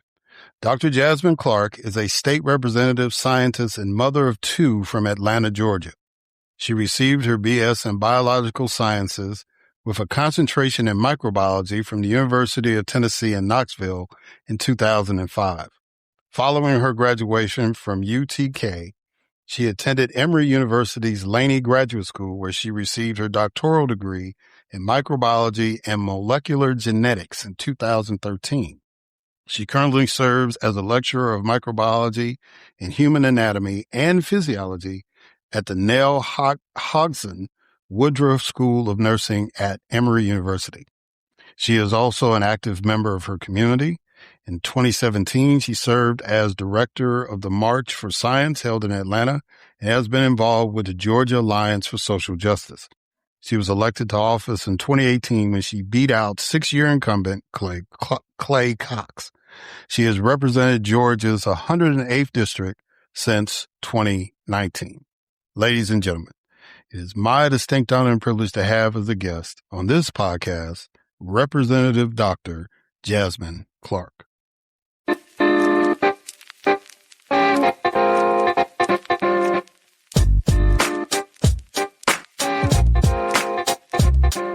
All right. Representative Dr. Jasmine Clark, how you doing? I'm doing well. How are you doing this morning? I'm doing good. I'm doing better than you because I'm not campaigning. I'm not out there shaking hands and kissing babies and all that stuff. Those days, I think the last time I ran for something was 2008. So, yeah, I've been far removed from that, but I always applaud those of you who get out there and seek public office and are willing to serve the public. So I want to thank you for your service to the state of Georgia. And I'm excited for you and that you're running for the United States Congress. So let's go ahead and get started. I do a couple of icebreakers to kind of kick the conversation off. So the first icebreaker is a quote that I want you to respond to. Okay. And the quote is, "We need to be bold, loud, and intentional about standing up for our values and against what's happening in our communities. If people aren't hearing you, it's because you're not being loud enough." What does that quote mean to you? Well, it means a lot to me because I do believe it is my quote. I believe that there are a lot of injustices that are happening in our communities. And I do believe that complacency is not okay. And I do believe that we actually have to stand up to it boldly and loudly and very intentionally. And we can't use excuses like, oh, I didn't have this or I couldn't say this. I just believe that to be true. So when it comes to standing up for my community, I am proud to be bold and loud. Okay. Now, the next icebreaker is what I call 20 questions. Okay. So I need you to give me a number between 1 and 20. Okay. I'm trying to think. Let's see. 7. All right. What do you consider the best way to stay informed about politics, current events, health, etc.? Oh man, whatever is the way that you consume any information. So if you're the type of person that, consumes your information, through the news, and then that might be a good way. Or if you're the type of person that likes to look things up and research, then getting on the internet and doing that, but just make sure you're looking at good sources. But ultimately, I actually don't think there is one good way. That's probably maybe a good thing or a bad thing, but I don't think it's one good way. Okay. So, as I always tell my guests, which is actually a fact, is that most of the guests are smarter than me.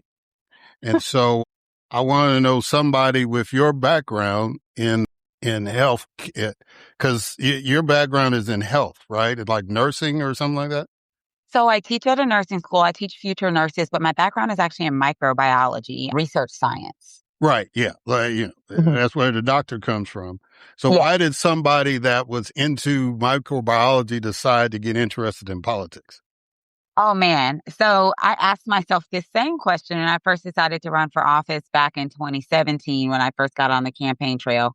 And the truth of the matter is, I was really concerned with the people who are in charge of our country, the people in leadership, the people in charge of our state, really being okay with the misinformation and the disinformation. So I decided to run for office back in the day. This feels so long ago, but this did happen back in the day when Kellyanne Conway, who was a part of Trump's administration, was going around telling people that they were entitled to their alternative facts. So first I got into activism. I led the Atlanta March for Science. 10,000 people showed up and said, we want to see better policy making that actually takes into account real evidence, real data, real facts. And it kind of just pushed me into this world that I never thought I would be part of. And so I actually tell the story when I'm on the campaign trail of like in November of 2016, I went to sleep a scientist, and that next morning I woke up a mad scientist. And that's what propelled me into this world that I am now, where I still am a strong advocate for science and I still actually do science. But I also feel like policy is really important and we need those science voices in the room. Yeah. Tell the listeners about Georgia's 13th Congressional District and why you want to represent them in Congress. Yeah, absolutely. So Georgia's 13th Congressional District includes 6 counties. It includes parts of Gwinnett County, all of Rockdale County, parts of Newton County, parts of Henry, parts of Clayton, and parts of DeKalb County as well in the South DeKalb area. And I want to be the representative because I want to bring that science lens and perspective that I've brought to the Georgia State Legislature to Washington, D.C. So I'm seeing all the things that are happening with healthcare, public health, the way RFK Jr. has been allowed to just completely dismantle and undermine our public health systems, the way Elon Musk was allowed to just go in and indiscriminately fire our public health workers and cut funding to very important research. And when I think about the cutting of funding to research, what I realize is that a lot of people are like, well, I don't do research. Why should I care about that? But a lot of the things that people do care about, they come about because there is some science nerd in a lab that has asked the questions that leads to the things that we actually do care about, like having access to certain therapies, like understanding when is the best time for people to get screened for certain cancers, like watching and surveilling when a very deadly virus starts out on a cruise ship in the middle of the ocean, but those people have to come home, and we want to make sure that the proper contact tracing is happening so that we don't have to see another COVID-19 like pandemic happen. And to be clear, hantavirus is not the same as COVID-19, but these are why it's important to have those science voices in the room. I want to be that science voice. And I did some research because that's what I do, and found out that if I were to be elected, I would be the first woman with a science PhD ever elected to Congress, not just to the 13th Congressional District, not just to Congress in Georgia, but in our 250-year history of a nation, I would be the first woman with a science PhD to ever serve. And I think that's a big deal. Yeah. Yeah, that does sound like a big deal. It's kind of hard to believe that there's never been anybody, I've seen medical doctors certified and nobody that's been in the sciences like you are, a researcher getting elected. So yeah, that'd be pretty cool historically. All right. At the financial reporting prior to early voting, it showed that you had raised the most money of all the candidates. However, there's been some controversy brought up concerning where your contributions came from. Would you like to address that? Oh, yeah. All of my contributions have come from individuals. So I think there's a lot of misinformation that is out there about how campaigns work. My contributions that are filed through the FEC that I am required to do every 3 months, and actually now every month leading up to the election. And now, if it's more than $1,000, every 48 hours. All of those contributions come from individuals. I do have a handful of PACs. Like I think I have like 314 Action has a PAC, and the nurses have a PAC and things like that. I think what you might be referring to is super PAC money. That money does not come to my campaign. I do not see that money. I have never seen that money. That money is spent by a super PAC. And to be clear, I cannot coordinate with super PACs as well. So again, as a person in science and as a person who got into politics to dispel misinformation, I do think it's really important for people to understand the difference.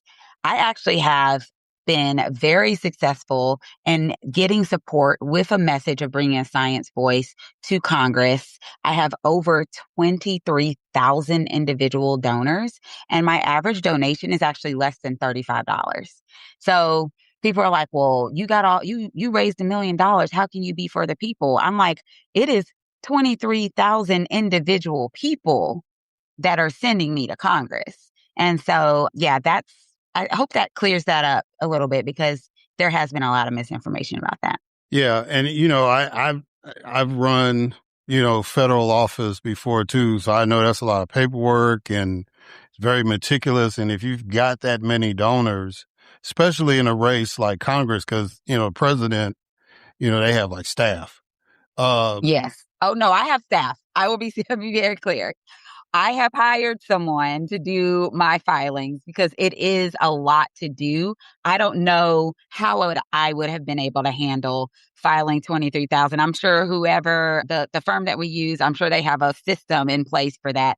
But no, yeah, 23, actually we're knocking on the door of 24,000. Like, it has been an amazing outpouring of support from people. I'm talking teachers, I'm talking dentists, doctors, just regular everyday people, moms, saying, I love what you're talking about, and I want to see you in Congress. And so that's who I'm answering to when I talk about who is sending me to Congress. It is those people that took, especially in this economy, took the time to support me and show support for me through their donations, but also through reaching out to me, telling me, what's on their mind, what's important to them, showing support in so many different ways.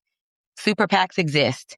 If you want to talk about super PACs, let's talk about Citizens United. Let's talk about how the Supreme Court basically allow corporations to be treated like individuals and giving them a lot of leeway. We can talk about that. But when we talk about my campaign, the Jasmine Clark for Congress campaign, that's fueled by people. Gotcha. How has David Scott's passing impacted your race? It's been very interesting. When David Scott passed, it was kind of a jolt to the system, because that's not exactly, that wasn't expected for me, at least. I think the impact has been one of confusion. I will say that. There are a lot of people that are like, I don't understand. What does this mean? Does that mean now we have to have a special election? And is your race even still happening? And that was like the initial confusion. And so to answer those questions, yes, May 19th is still happening. Early voting has already started. Yes, there will be a special election, but as a completely separate election that happens on July 28th. So 2.5 months after May 19th. And that is only to fulfill the current term left by David Scott upon his passing. And no, the person who runs in a special election does not show up on the ballot in November. And there were also, and then there was confusion at the polls itself. So I had people reaching out to me saying David Scott's name was still on my ballot. And the truth of the matter is the ballots were already created before his passing. And so there was no way to actually remove his name from the ballot. So voters were supposed to be informed as they get to the polling precinct that any votes cast for him will not be counted. However, that doesn't take into account that some people are voting absentee. They're not showing up to a polling precinct. Doesn't take into account that everybody isn't getting their news the same way at the same time. And a lot of people actually do not know that the congressman has passed. And also there are a lot of people in the community that still have their David Scott signs up loud and proud. And so if you are not consuming your news and know that he has passed, you might very well still think that you can vote for him. So that has had a little bit of an impact on the race as far as like people just not really knowing what's going on. But the other impact that I will say it has had is that now, for those that do know that the congressman has passed, they now have to choose between 6 other individuals. And of those 6 individuals, I will say that my campaign, me, Dr. Jasmine Clark, has made a concerted effort to reach the voters in all types of way, whether it be mail, whether it be TV, whether it be on their social media, whether it's on their YouTube channel, whether it's on the radio, knocking doors. We've knocked thousands of doors already. We just did 2,000 doors last weekend, whether it's on their phone, whether it's through a handwritten postcard. Like, we are trying to reach voters in a way that we hope is meaningful. And I think that on May 19th, we hope that all of this work that we have done from those contributions, from those 23,000 plus people, we hope that that work bears the fruit that we hope that it will bear, and that I will be the next congressperson for Congressional District 13 starting in January of 2027. So now, are you going to take the same route that Nikema Williams did and not run in the special, just ride with the results of the general election? Likely. And here's the reason why. There's actually a really good reason for why I would do that. I am a current sitting state representative. If I qualify for the special election, I vacate my seat immediately. The moment I sign that signature, I am no longer the state representative. I don't know if you've been seeing what's been going on across legislatures in the country. Right now is not the time to create a vacancy in the state house when we need people to be fighting back against this redistricting efforts that are happening. In Georgia, we still got to figure out this QR code thing because we've made QR codes illegal, but that's how people are voting right now. And so as of July 1st, what are we doing? Very likely we will have a special session to address that. I do not want this seat to be empty when we have those conversations. I do believe that the people who live in House District 108, my current House District, who also live in Congressional District 13, deserve to have a seat at the table when all of these things are happening. And so I just don't feel that it's right to abandon my constituents just to get into Congress a couple of months earlier. And so, yes, I will take a similar route to what Nikema Williams did and really just focus on making sure I am fulfilling my obligation to my current constituents and preparing to be the next congressperson in January of 2027. So now, one of the things that I was critical about Congressman Scott, but it wasn't really, it's not illegal. Because to run for Congress, as long as you live in the state you're running in, you can live anywhere and run for any district. But one of the concerns I had was the fact that he did not live in a district. At some point, he had moved out. And, I'm just one of those politicians.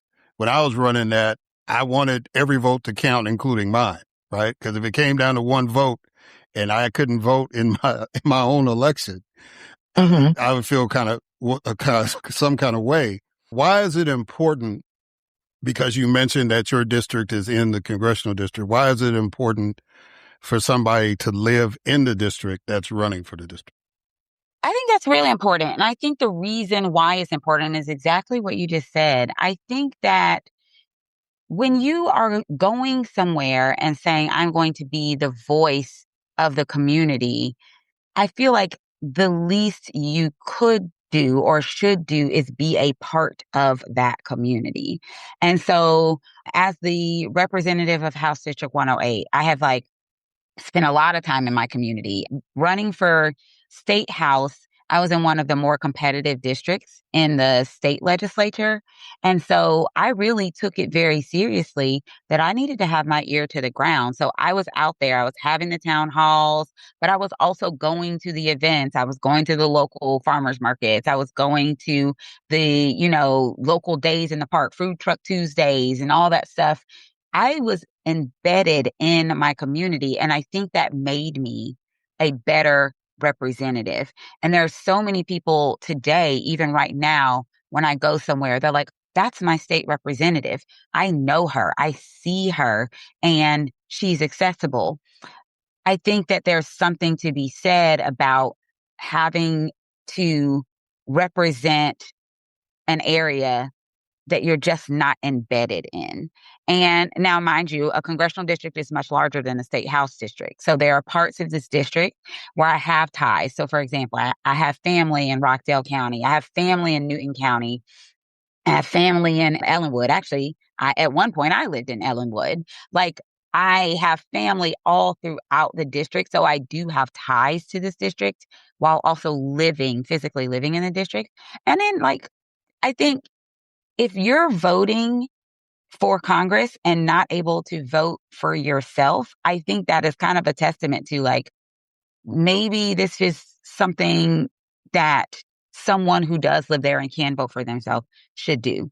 Now, I don't like to speak, ill of those that have passed. So I do want to say this is me just speaking generally about how I think about people who run for districts that they don't live in, and not necessarily specifically about Congressman Scott upon his passing. Yeah. And I understand that, especially now. Since you brought up redistricting, what are your thoughts about the recent Supreme Court decision concerning Section 2 of the Voting Rights Act? It's actually really devastating. And the John Lewis Voting Rights Advancement Act has been on the table for a while now, and it is abundantly clear now more than ever that we needed to pass that like yesterday. The Callais decision is very interesting to me because the decision happened. That's one thing. What I found most interesting was the response, how quickly there were certain governments, Republican governments in particular, that said, now that we have got the green light to dilute Black voting power, let's do it. And I mean, like immediately, like let's cancel the election that's already happening so that we can go ahead and dilute their voices. In Tennessee, let's draw districts where from one end of the district to the other, it would take you over 3 hours to drive there because it's 200 miles away, so that we can dilute the power of the Black vote in the Memphis area. Having gone through the redistricting process before, actually having been redistricted twice, I've been elected 4 terms, Eric, and I have run in 3 different iterations of this district because I kept getting redrawn. They kept going after me in the redistricting process. But what I will say is, having done it, I know what you're supposed to consider when you're doing redistricting. You're supposed to consider things like communities of interest and all of that stuff. I lived in Tennessee. I can tell you right now, you cannot convince me that drawing a district that starts in Memphis and goes all the way to the rural areas of Tennessee acknowledges true communities of interest. So it flies in the face of what districts are supposed to be. And I really just think that, one, people, including Black people, and specifically Black people, have to show up in droves in elections, because the reason why they do this, one, they go after us because they know the power of our vote if we show up. But 2, they actually don't fear the consequences of going after Black voters. And so we need to make them fear the consequences of going after Black voters, which is that we're going to organize and we're going to fight back and we are going to strategize and we're going to beat them at their own game. Maybe not as quickly as we want to, but over time, I'm telling you, this stuff does not work if you get people galvanized and energized enough that they're ready to fight back. And I think right now, a lot of people are paying attention and they're ready to fight back. Well, one of the things I was going to bring up in my opinion part of the show, just remind folks that early on, the British was winning the Revolutionary War and the Confederates were winning the Civil War. And we know what happened in the end. And I think that that's really the approach that we have to have as Black people, that, they're doing their little victory laps now, especially after the Virginia Supreme Court decision yesterday. But November 3rd is still coming. And I agree with you. The more that we turn out, the results that everybody is expecting is going to happen. Speaking about Supreme Court, since the circuits of the U.S. Court of Appeals are assigned a circuit justice from the U.S. Supreme Court, and there are 13 courts of appeal circuits, would you vote for an expansion of the U.S. Supreme Court to 13 justices? Absolutely. I actually believe that we are long overdue for expanding the court. Now, we do need to do it in a way that we make sure that we are, strategic about it. So I wouldn't do it right now while Donald Trump is the president. But the moment Democrats actually have power, which could be very soon, we need to grab it by the horns and actually do the things that need to be done to make sure that we are just keeping up with the times. I'm sorry, our Supreme Court is way too small for the size of our nation, but also, to your point, to the size of our appeals courts and all the different things. So I am 100% in favor of increasing the size of the court. Yeah. Are Georgians concerned about the Epstein files? And if not, what are they concerned about, and how will you go about addressing those concerns? Georgians are concerned. So here's the thing. Georgians are concerned about the Epstein files, but in Maslow's hierarchy of needs, that is actually not really hitting the mark at this moment, because people are also concerned about the fact that they can't afford to put gas in their car to get to work, or they just lost their job, or they just had to drop their health insurance because of the premium tax credits not being expanded and their health insurance tripling. Like there's a lot of other things that are on the minds of people, to where I have not necessarily been in rooms. I've been to several candidate forums. I think at this point, I've probably been to like 11 or 12. I've not been in a single room where Epstein has come up. But when you bring up Epstein, it is definitely on people's minds, because there is something to be said about the fact that you have people accused of some pretty heinous things, especially crimes against children. And it seems like these elites, or what they consider themselves elite, are not being held accountable in a way that people in our communities would have the book slapped at them like immediately. So it is something that doesn't necessarily come up or rise to the top in moments right now where people are worried about affordability, but that doesn't mean it has gone away. I am 100% in favor of, one, releasing the entirety of the Epstein files. I believe technically they still haven't even done that part yet. And not redacting the way they are redacting.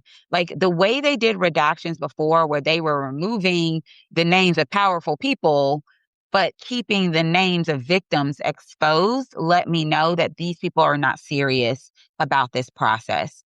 And so, yes, I do believe that is something that needs to be addressed. It has never left my mind. It is still on my mind. It's still something that needs to be addressed. And I do every now and then bring it back up just to remind people, you know, people will do a lot of things to try to get away with stuff. Start a whole war just to get you to stop talking about Epstein. Let people try to take food off of babies' tables in order to get you to stop talking about Epstein. Like literally have immigration officers out here shooting people in the face to get you to stop talking about Epstein. They've tried a lot of things to distract us. I think that we are able as a country, though, to walk and chew gum at the same time, and it's never going to go away. Yeah, I think the latest distraction now is repainting the reflection pool at the mall. I think that's Oh yeah, I think that's the new one. billion dollar ballrooms gilded in gold. Like those are important things to talk about, but they are distractions from the larger crimes that have been committed by very powerful people in our country that need to be held accountable. Yeah, I like the way that you use the Maslow theory. It's like I'm just thinking of like a pyramid with like political issues on it and stuff. That's pretty cool. Would you vote for legislation that will abolish ICE? Oh, yes, absolutely. I tell people all the time, I have shoes in my closet older than ICE. This is not some foundational institution that absolutely positively has to be there.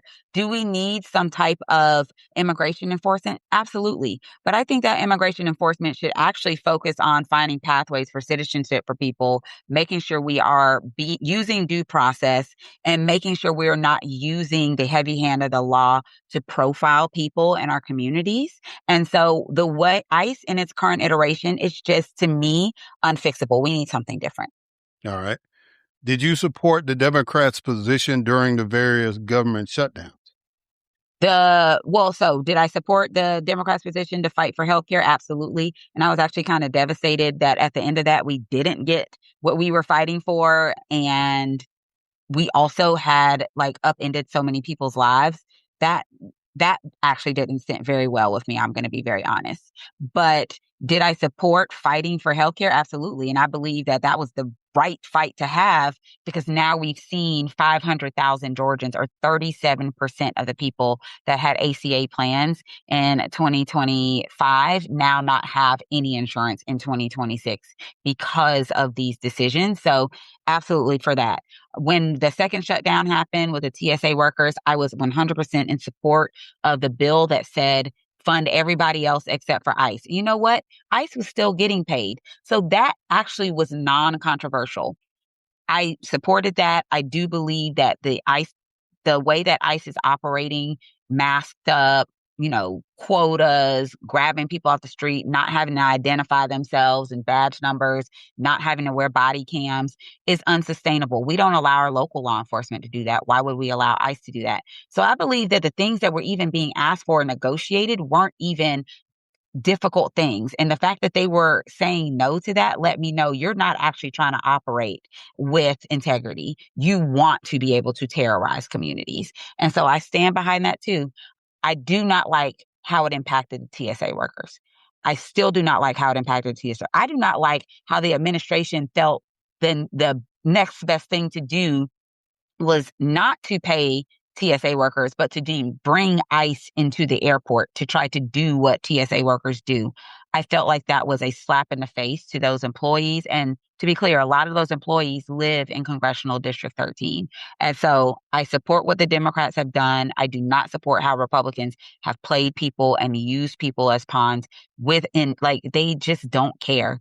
And it's hard when you're basically negotiating with terrorists. So, but yes, I guess the short answer to your question is yes. All right. So now these questions I'm going to rattle off and you can just say yes or no. If you want to explain your answer, you can. Okay. I'm trying. Okay. Do you support going to war with Iran? No. Would you support the United States going to war with Venezuela? No. Do you support military aid to the Ukraine? Yes. Do you support military aid to Israel? Depending on what we're talking about, most likely no. But it depends on what we're talking about. All right. So the October 7th situation, right? Immediately after that, you would say you might be prone to vote for them to say, okay, Israel wants to respond to a terrorist attack in their nation. You might vote for that. No, I don't vote for war. I don't vote for war. No. All right. Taking into account that 33% of your state's population is African American, what is your position on reparations? I think it is a long overdue conversation. I've actually worked on reparations as a state representative. We need to have this conversation. It needs to be had now. And so I'm 100% in favor of it. Okay. All right. So early voting has started, as you mentioned, here in Georgia. What message do you want to convey to the voters to consider you to be their next congresswoman?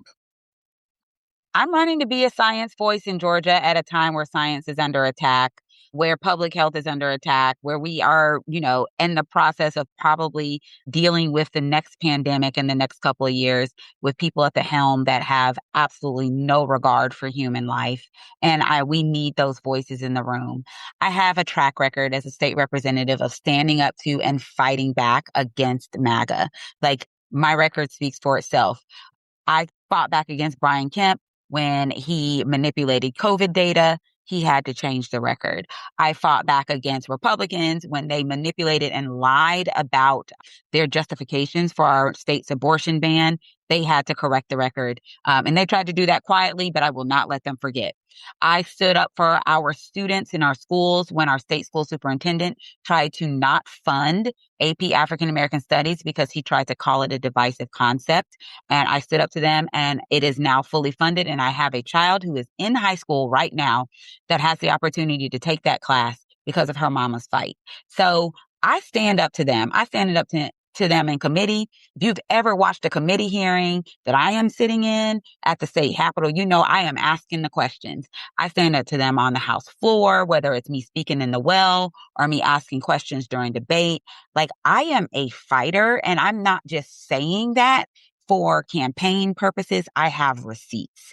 And so if you want to send someone up to Washington, D.C. to actually fight for you, know that you can trust that I will do that because it's something I'm already doing right now, even today as a sitting state representative. And again, because this is really important to me, I also want to say we need to have science voices in the room because a lot of the things that are impacting our communities, and by our, I'm talking about Black communities, Black and brown communities, a lot of the things that are impacting us, those are the things that go on the chopping block first. And we need people in the room standing up for us. So when they're cutting cancer research and they're cutting things like prostate cancer research, guess who is most likely to die from a prostate cancer diagnosis? Black men. When they are cutting research funding for breast cancer, guess who's most likely to get the most untreatable form of breast cancer, which is triple negative breast cancer? Black women. When they are cutting funds to Black maternal health, or to maternal health, guess who is impacted most? Black women, 3 times as much as any other demographic. So when they are putting things on the chopping block, we need to make sure that we have a voice in the room that's fighting back and fighting back from a place of expertise. I've been doing it. I want to continue to do it as your next congressperson, and I would love to have your vote. Early voting has started. It continues through May 15th. Election day is on May 19th. And you can learn more about me at Jasmine, like the rice, the number 4ga.com. Well, Representative Dr. Jasmine Clark, you have been very active. I came to Atlanta in 2017. So basically the time that I've been here, you've been in the legislature. And, it's one thing for somebody to have an Instagram page and they put up what they do, but it's another thing when your face keeps popping up on other people's Instagram pages at the Capitol building doing work. So the track record, I will attest, as somebody that was considered very similar when I served in the legislature. I was the one always asking questions. I was going to the well, doing what I need to do in Mississippi. So I respect fighters like that. So I can attest that you're a fighter. And we need more people like that in public office. It'll be a loss to District 108, but it'll be a gain for District 13. So you'll be helping more people if you get in there. But I want to close out the interview, since you've done the plug already. I want to close out the interview with this. Finish this sentence. I have hope because. I have hope because I look at my daughter and my son and I see what they're seeing, and I see a world where we have to fight for it for them. And so I have hope. They're coming up, but also I have hope because you have people like me willing to fight for them. All right. Well, again, Representative Dr. Jasmine Clark. I'm about to throw another title on you. It was like Not yet. I really appreciate you taking the time to come on the podcast. I know the campaign schedules are hectic. I appreciate that you were able to carve out some time to make that happen so the listeners will get to hear your viewpoints on this. And I wish you continued success on the campaign. And hopefully you'll institute the rule that we have, is that once you have been a guest, you have an open invitation to come back. And if you are the congresswoman for this District 13, that you will come back on the podcast and kind of let people know what's going on. Oh, I look forward to it. Absolutely. Thank you so much, Erik. All right, guys. And we're going to catch y'all on the other side.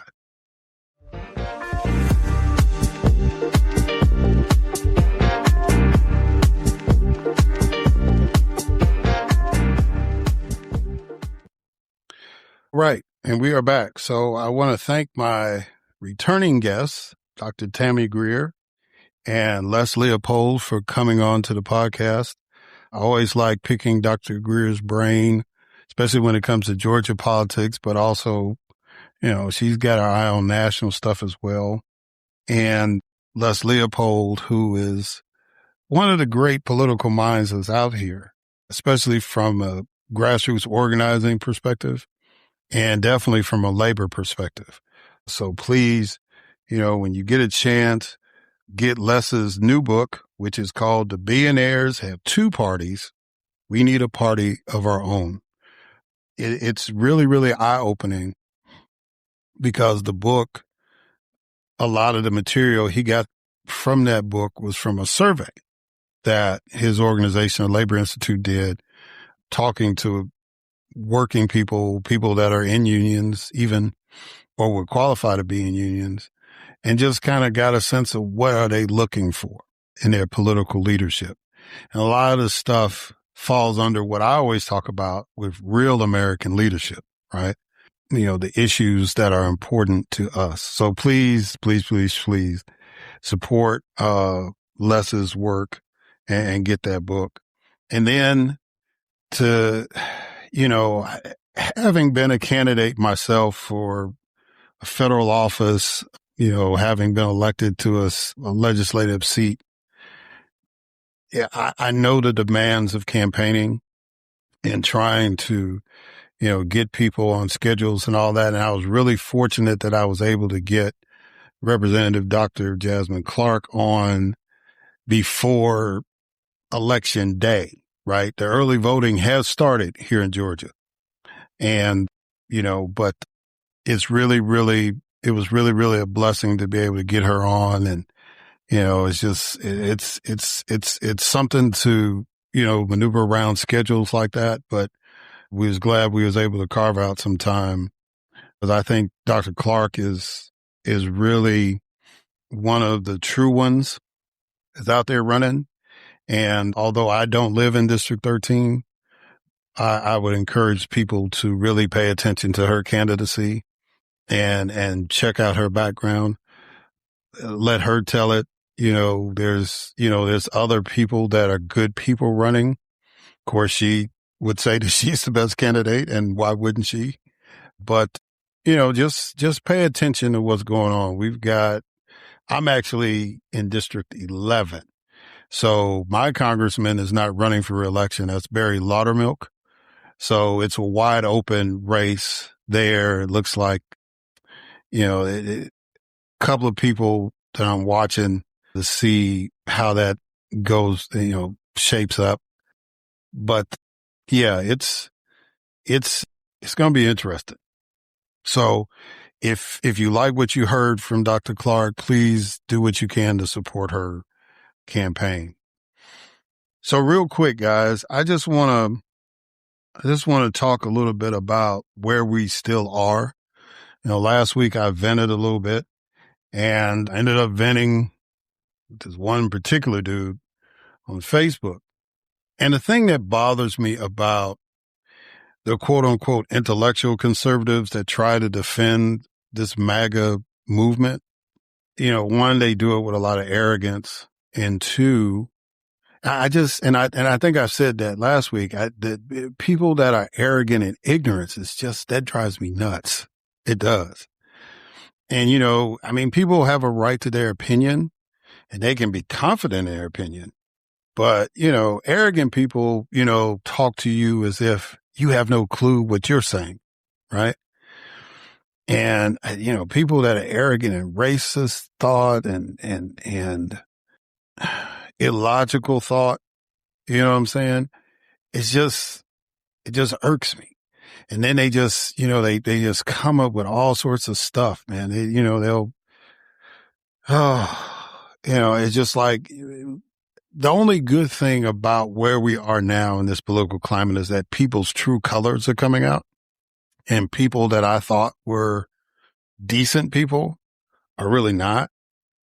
I respect people who try to make an intellectual argument based on their viewpoints, but I still say, and I will say it until I can't say it anymore, you can't defend the indefensible, right?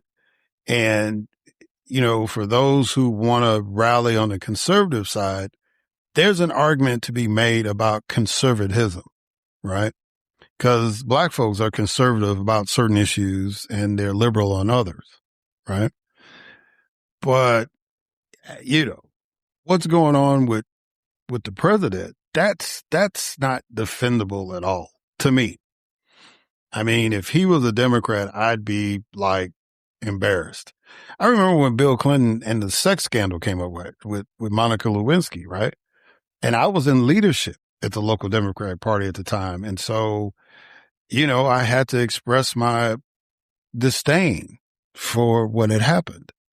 When people that you support put you in an awkward position for something that they've done, you have to be truthful about it. You can try to put a spin on it if you want to, if you have like a personal relationship with that person. But somebody like the President of the United States, it's like, bro, you putting this in a bad light, and we got to navigate that. I mean, heck, your city councilman can put you in a bad light. You know what I'm saying? So you have to navigate through that, but you don't go into total denial mode that the thing happened. You might say something like, well, we got to wait till all the facts come out. From what I hear, that doesn't sound too good. But again, we got to go through the investigation or the process, whatever the situation dictates, right? But you just can't and just lie about what's going on. If you see this person doing this, or you hear this person saying this, or you read this person writing this, and then you try to turn it around, like I think the representative talked about Kellyanne Conway, right? And alternative facts. It's like, no, there's no such thing as alternative facts. You just made that up. There's no such thing. It's like, if you're a comic book fan, yeah, there's alternate universes and realities and stuff, but in the real world, there's only one that we know of. And, I couldn't defend that. There's no way I could defend that. I'd be doing everything I could. If I was a Republican, I'd be doing everything I could to like, hey man, let's get this joker out the way quick. The 25th Amendment, that's great. Whatever you got to do to, next man up. Let's make that happen. Right. Cause the president being the avatar of conservatism, that's not what's happening. Even a person I was debating with or arguing with, whatever perspective you want to take, on Facebook basically said, yeah, I'm a conservative. I'm not a populist. And what we're seeing now is more populism. And I'm not really down with that per se. It was like, okay, I get that. I respect that. But there's some accountability that has to happen too, because now the Virginia Supreme Court then came down. And I was really, really confident that the court that allowed the election to happen, because the arguments that were made before the referendum that happened in Virginia were the same ones that were made after the election. And they were trying to make the argument that, it was not constitutional because they didn't follow the steps. I mean, the steps is you're supposed to have a session to discuss the referendum, then an election is supposed to happen, and then you come back and push the referendum on the next ballot, right? Or if you're going to have a special election, whatever the case may be, which is what happened in Virginia. So it came down to a technical thing, right? And that's why you have law and you have litigators and all that stuff to try to make the case. And you don't know which way the judge or jury is going to go. So in this case, they got hung up on the fact that when the legislature first put it out there, they did it before Election Day, but early voting had started. So the court, at least 4 of them, said, well, technically the election was already underway, so therefore they didn't meet the deadline, right? Constitution, when it was written, didn't incorporate early voting. It said by the election date, right? But, they wanted to adapt it and say, well, no, it was, early voting, it was already in place. And they were trying to say that it wasn't a fair evaluation, right? Because, it might make a decision whether people were going to vote for those candidates or not. But in reality, if you were living in Virginia, people were talking about this special session happening because, Donald Trump had made his phone call to Greg Abbott before that election took place. And, so Texas did their thing. And so when California said, hey, we're going to go through the process to have a referendum, that's when Virginia started talking about it. So people, informed voters, would have said, if the Democrats want to do that, then either I'm going to vote for Democrats to do it, I'm going to vote against Democrats not to, because I don't want that to happen, right? And actually, Virginia gained seats, Democratic seats during that election that they're talking about. So it was, they were playing with semantics. And, but in the real world, people were not ignorant that this was a reality that could happen, right? That this special election that they actually were going to discuss redistricting and they were going to bring it to a vote. The discussions were already in place to do it. It wasn't like they met in some secret room and said, aha, we're going to have a special session. People were talking already. So people who were going to the polls knew that this was going to happen. And that's the one thing about it. It's, at the Supreme Court level, you can't bring in witnesses, right? And only deal with the attorneys and the motions and, whether it's a constitutional issue or not. So they were, what's the term I want to use? Bereft of that opportunity to have voters testify and say, yeah, we knew that this was a reality before we voted. So they just made an assumption that people did not know and made their decision, right? So, that changed everything. And plus, they were already in the punishment mode because now all of a sudden the young lady who is the state senator, the leader of the Senate, I guess the pro tem of the Senate, and I'm not looking at her name right away, but they started investigating her, right? They started investigating her, and trying to insinuate that she was involved in some kind of fraud or corruption scheme or whatever. And let me see if I can pull it up real quick, her name. And because I have something in my mind, but I don't want to mispronounce her name since this is going on the record, right? Louise Lucas. See, I had the Louise in my mind. I couldn't remember the last name. So Louise Lucas, they decided they're going to investigate her after this vote has taken place, right? Because I think she had went and got a tag, or they were putting it out there on the internet that she had a tag that said 10-1 on there, whatever. So, the Republicans are terribly sore losers, right?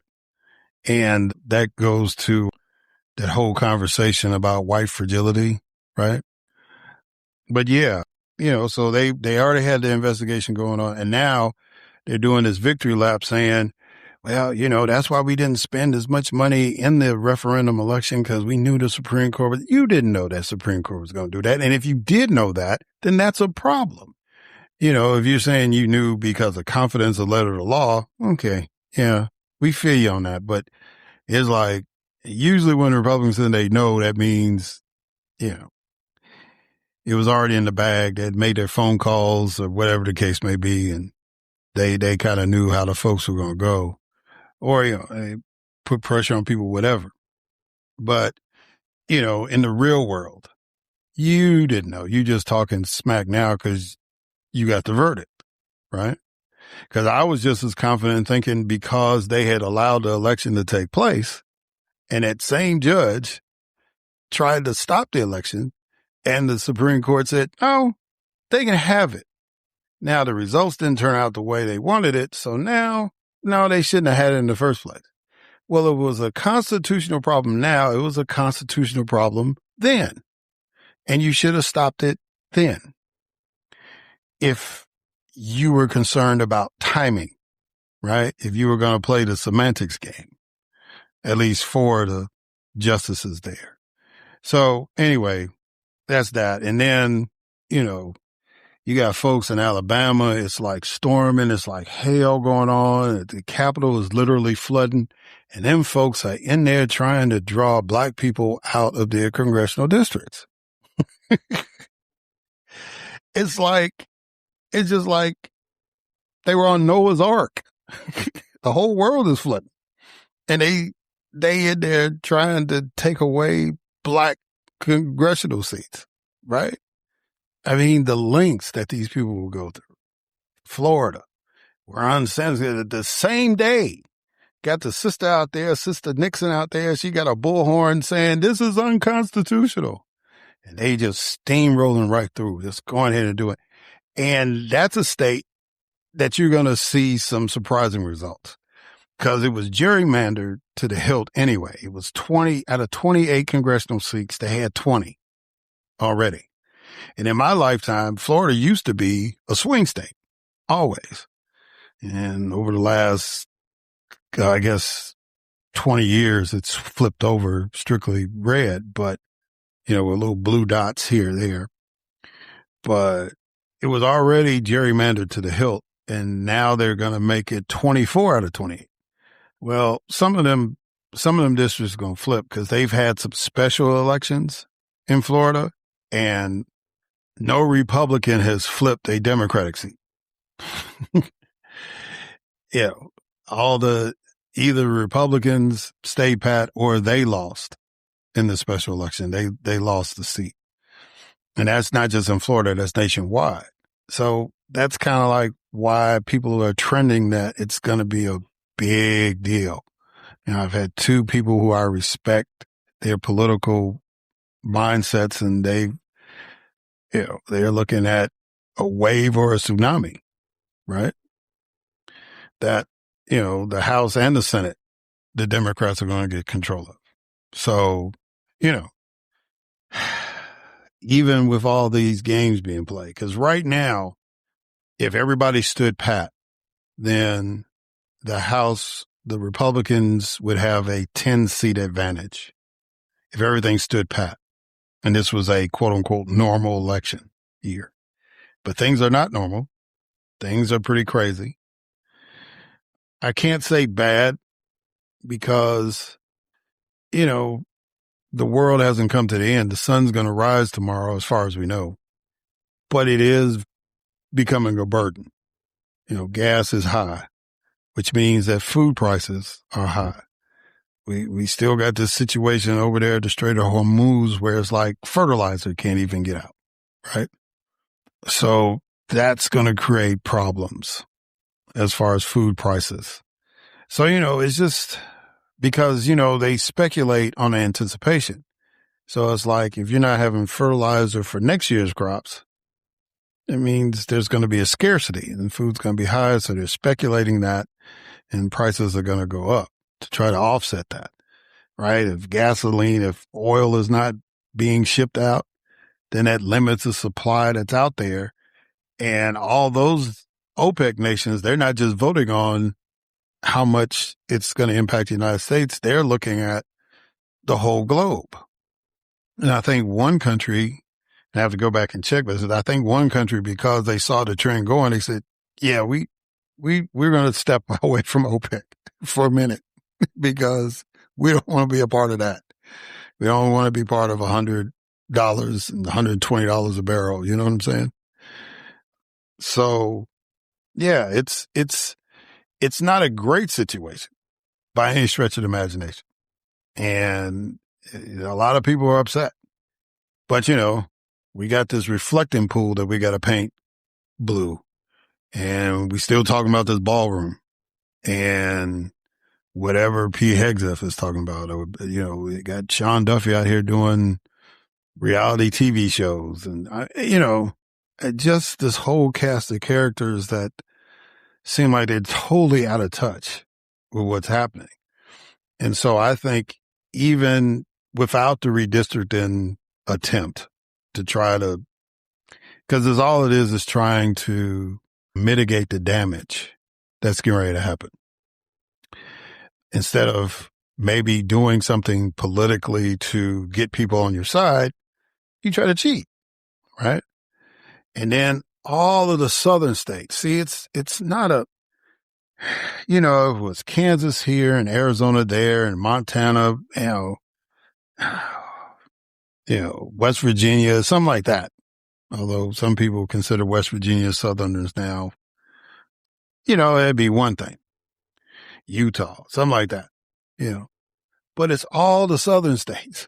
The very reason why the Voting Rights Act was even thought about. The hotbed where 50% of the black population in America live. right? All them states, you know, you want to throw Texas in, you throw them into. So Texas, Louisiana, Mississippi, Alabama, Georgia. Although Brian Kemp, you know, he said he won't do it because voting's already started. So that's something that the next governor will probably take up in 28 for 28 elections, you know, and he might get the ball rolling before he leaves on that. Florida, you know, Tennessee. And what a mess that is in Tennessee, right? You know, they want to carve up Memphis 3 ways. And the ironic thing is that you're trying to take away black voters' power. You want to dilute their power. You want to crack that district. And that district has a white representative. It's had a white representative for almost 20 years. Here's a district that's majority black. And they've been electing Steve Cohen, you know, a Jewish guy, for a long time. When Harold Ford Jr. left to run for the U.S. Senate, Steve Cohen won that special election, and he's been in the position ever since. But I don't even think it was special. It was a regular election because Harold was running for the U.S. Senate. So, yeah, you know, it's like, that's crazy. You know what I'm saying? It is, you know, but they, you know, the Supreme Court said Alabama should have a second district. And of course, Alabama legislators were fighting that. They were going to defy the Supreme Court. But, you know, Brother Figures is in there. But now that this Callais decision is kicked in, now it's like, all right, we can draw that out. You know, they're going to try to go after Sister Sewell. In Mississippi, they're going to try to go after Chairman Thompson. Louisiana, they definitely want Cleo Fields out. And, you know, they talking about trying to get Brother Carter out too. Because just like they fan out from Memphis, they want to fan out from New Orleans. So, you know, and even the way that they're doing it in Louisiana, it looks like it's still going to be one majority black district, no matter how they try to fan it out, because Baton Rouge is like right there. And so that's really the concentration of the black vote, not unless you go up to Shreveport. And, you know, I mean, it's just amazing. I mean, Mississippi is even going so far as to have the House meet in the old Capitol building. Now, those of you who are not familiar with Mississippi, there is an old Capitol building and a new Capitol building. The new Capitol building, which I served in, was built in 1903. So the old Capitol building, the building where Mississippi seceded from the Union before the Civil War, right? That's the one that the House members want to get in and draw these maps to dilute black votes. Well, it's the same Capitol that in 1890 when they took away black votes. The same building. And they want to rush in and do it that way. I mean, when they renovated the Capitol last time, after 80 years of existence, they met in the Central High School, which is downtown, which is now the Department of Education building. And if it was just a house, they still could do it. They could use the auditorium that's in there or even the gym. They still have a full gym in there, right? And so, you know, they could have improvised and made some space for that emergency situation. But the symbolism of going to the old Capitol to do what they did in 1890 and take away black votes or black voting power, dilute black voting strength. You know, and when you say that it's racist, when you say that it's a vestige of white supremacy, all these folks get upset. Oh, well, my ancestors didn't own slaves and just yada, yada, yada, all that stuff. You know, I don't know all that. I just know that you're a white person that's a Republican down with black voting strength being diluted. And I'm not down with that. And I'm going to call you out on that. Now, if you want to give me your personal history and tell me all about, you know, your folks were actually from Louisiana and they went through all this stuff themselves and persecution, that's fine and good. But you're supporting in this day and time, right now, the actions of all these Southern Republican legislators trying to dilute black votes. You're down with that. So, if you want to be only accountable for your time, then, okay, let's deal with you and your position that this is okay. And then they want to sit there and say, well, the Supreme Court said it was about party. The political parties can do it. And there's a term that the Supreme Court put out there, and where they try to say that things that are political decisions that they can't make a judicial ruling on. And I just saw the term the other day and I can't remember it, but if y'all listening, y'all can let me know. But so that's where they're trying to couch it at. It's like political gerrymandering is okay. Well, in the South, political gerrymandering is race gerrymandering. That's what it is. 9 out of 10 black votes go to the Democratic Party. Optimistically, conservatively, we'll say 8 out of 10 white votes go to the Republican Party, right? And in some of those states where it's higher than 20% white vote for the Democrats, that's when Democrats of all stripes win statewide, right? That's what happened in Georgia. That's what happened in, what's the other state? I want to say, hadn't been too many black statewide elected officials, now that I think about it. I tried twice. That's just a reality of where we are, right? And, like I said, when that Supreme Court map last week, when that map came out after the Supreme Court decision in the New York Times, that sounded an alarm, because it's one thing to talk about it, but to visualize it. Oh, baby. So, I hope that we show up and show out on November the 3rd. And, some of the message that you can try to change everything, like I was telling Representative Clark, that, the British thought they were going to win the Revolutionary War because they won some early battles. And Robert E. Lee was feeling good about himself early in the Civil War, but as history turns out, the good guys won, or at least the guys that brought progress. Because if it wasn't, we didn't win the Revolutionary War, and King Charles was coming to check out his Commonwealth. That's what would have been happening last week. And we'd be the Confederate States of America if the Confederacy had won. So nonetheless, I just hope that we prevail. But in light of conversations that I've been watching on social media and even engaged in, unfortunately, because, when it comes to just screwing over black people, and I think you could tell by my commentary that I was very, very upset and very emotional about it last week. And I try to, especially now that I'm older, I try to be more, more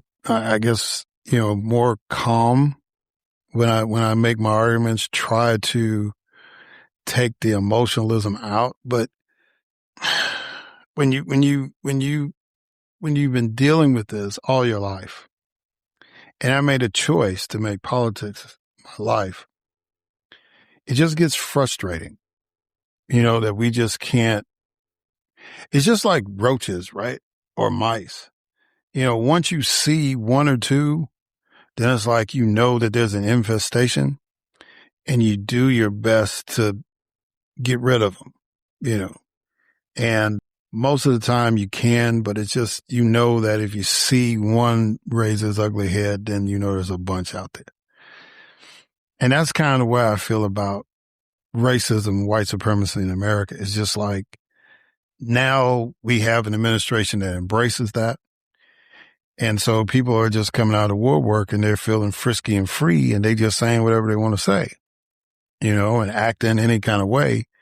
And that's why you've got all this activity after that Supreme Court case, because people are, like I said, feeling frisky and free, and they're going to do what they want to do, but, I made my appeal last week to just leave us alone. If you just let things go naturally, it's going to happen. You know, it may turn out like basketball, where once you let black folks in, we kind of took it over, or even football for that matter, right? But, you know, sometimes, like in baseball, maybe not. You know, most of the black players that play in Major League Baseball now are not from the United States. Most of the soccer players are not from the United States. So, you know, if you just let things happen naturally, things are going to happen. Talent is talent. They're going to get picked and they're going to play, right? Or at least make the team. So I just wish people looked at politics that way, but politics is, you know, that's all about power. You know, one thing about entertainment, but it's a whole nother thing about power.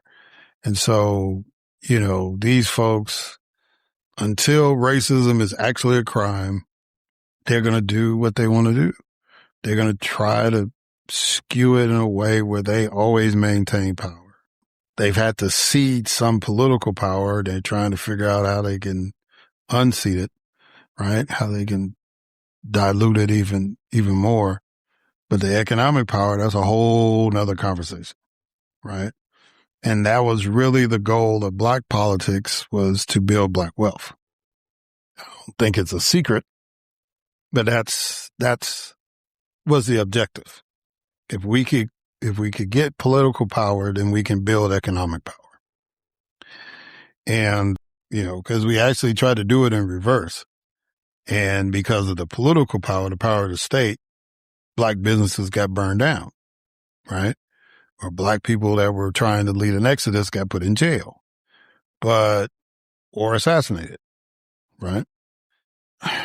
So we were like, okay, let's get some basic things down. Let's be able to vote. Let's be able to go to a restaurant and sit at the counter, or let's go to a department store through the front door, right? Just basic stuff. Let's sit anywhere we want on a bus. Let's go to the public swimming pool or the beach. You know, it's just certain basic things we wanted first. And then once we got that, it's like, okay, now next step is to vote, right? And then housing, right?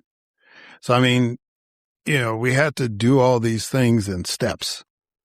And we had to bum rush poor Lyndon Johnson to try to get as much as we could while he was in office, because he only served one term, as fate would have it. So, yeah, you know, but, you know, if you just let us do our thing, we'll be okay. And the nation would be better for it, right? So, you know, I made my appeal, but I wanted to read something, and we'll close it out with this. This was George White, who was the only black congressman in Congress after Reconstruction, right? For a point. And he left in 1901. And so I'm just going to read his conclusion, which is much more eloquent than my ranting and raving last week, but it gets to the same point. And so some of the language, of course, I will use is dated to 1901. But he was concluding his farewell address with this. Mr. Chairman, before concluding my remarks, I want to submit a brief recipe for the solution of the so-called American Negro problem. He asks no special favors, but simply demands that he be given the same chance for existence, for earning a livelihood, for raising himself in the scales of manhood and womanhood that are accorded to kindred nationalities. Treat him as a man. Go into his home and learn of his social conditions. Learn of his cares, his troubles, and his hopes for the future. Gain his confidence. Open the doors of industry to him. Let the word Negro, colored, and black be stricken from all the organizations enumerated in the Federation of Labor. Help him to overcome his weakness. Punish the crime-committing class by the courts of the land, and measure the standard of the race by its best material. Cease to mold presidential prejudicial and unjust public sentiment against him. And my word for it, he will learn to support, hold up the hands of, and join in with that political party, that institution, whether secular or religious, in every community where he lives, which is destined to do the greatest good for the greatest number. Obliterate race hatred, party prejudice, and help us to achieve nobler ends, greater results, and become satisfactory citizens to our brother in white. This, Mr. Chairman, is perhaps the Negro's temporary farewell to the American Congress. But let me say, Phoenix-like, he will rise up someday and come again. These parting words are in behalf of an outraged, heartbroken, bruised, and bleeding, but God-fearing people, faithful, industrious, loyal people, rising people, full of potential force.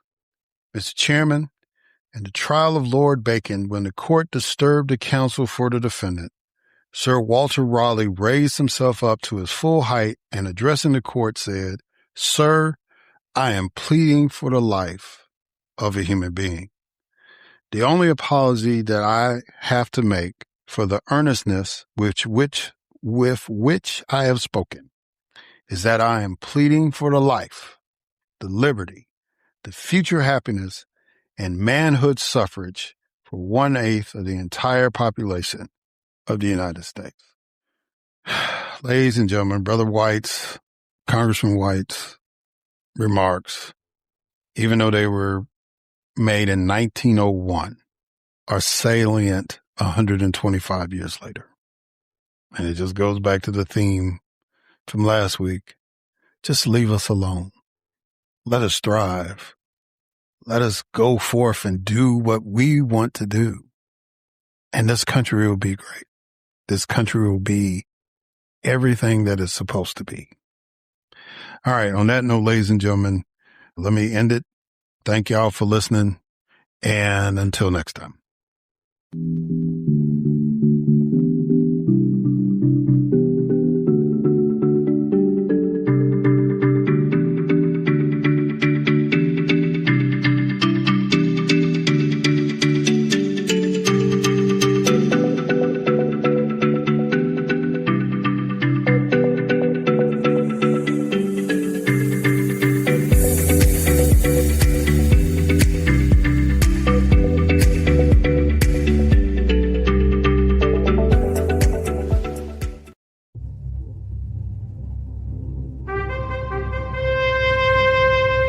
NBG Podcast Network.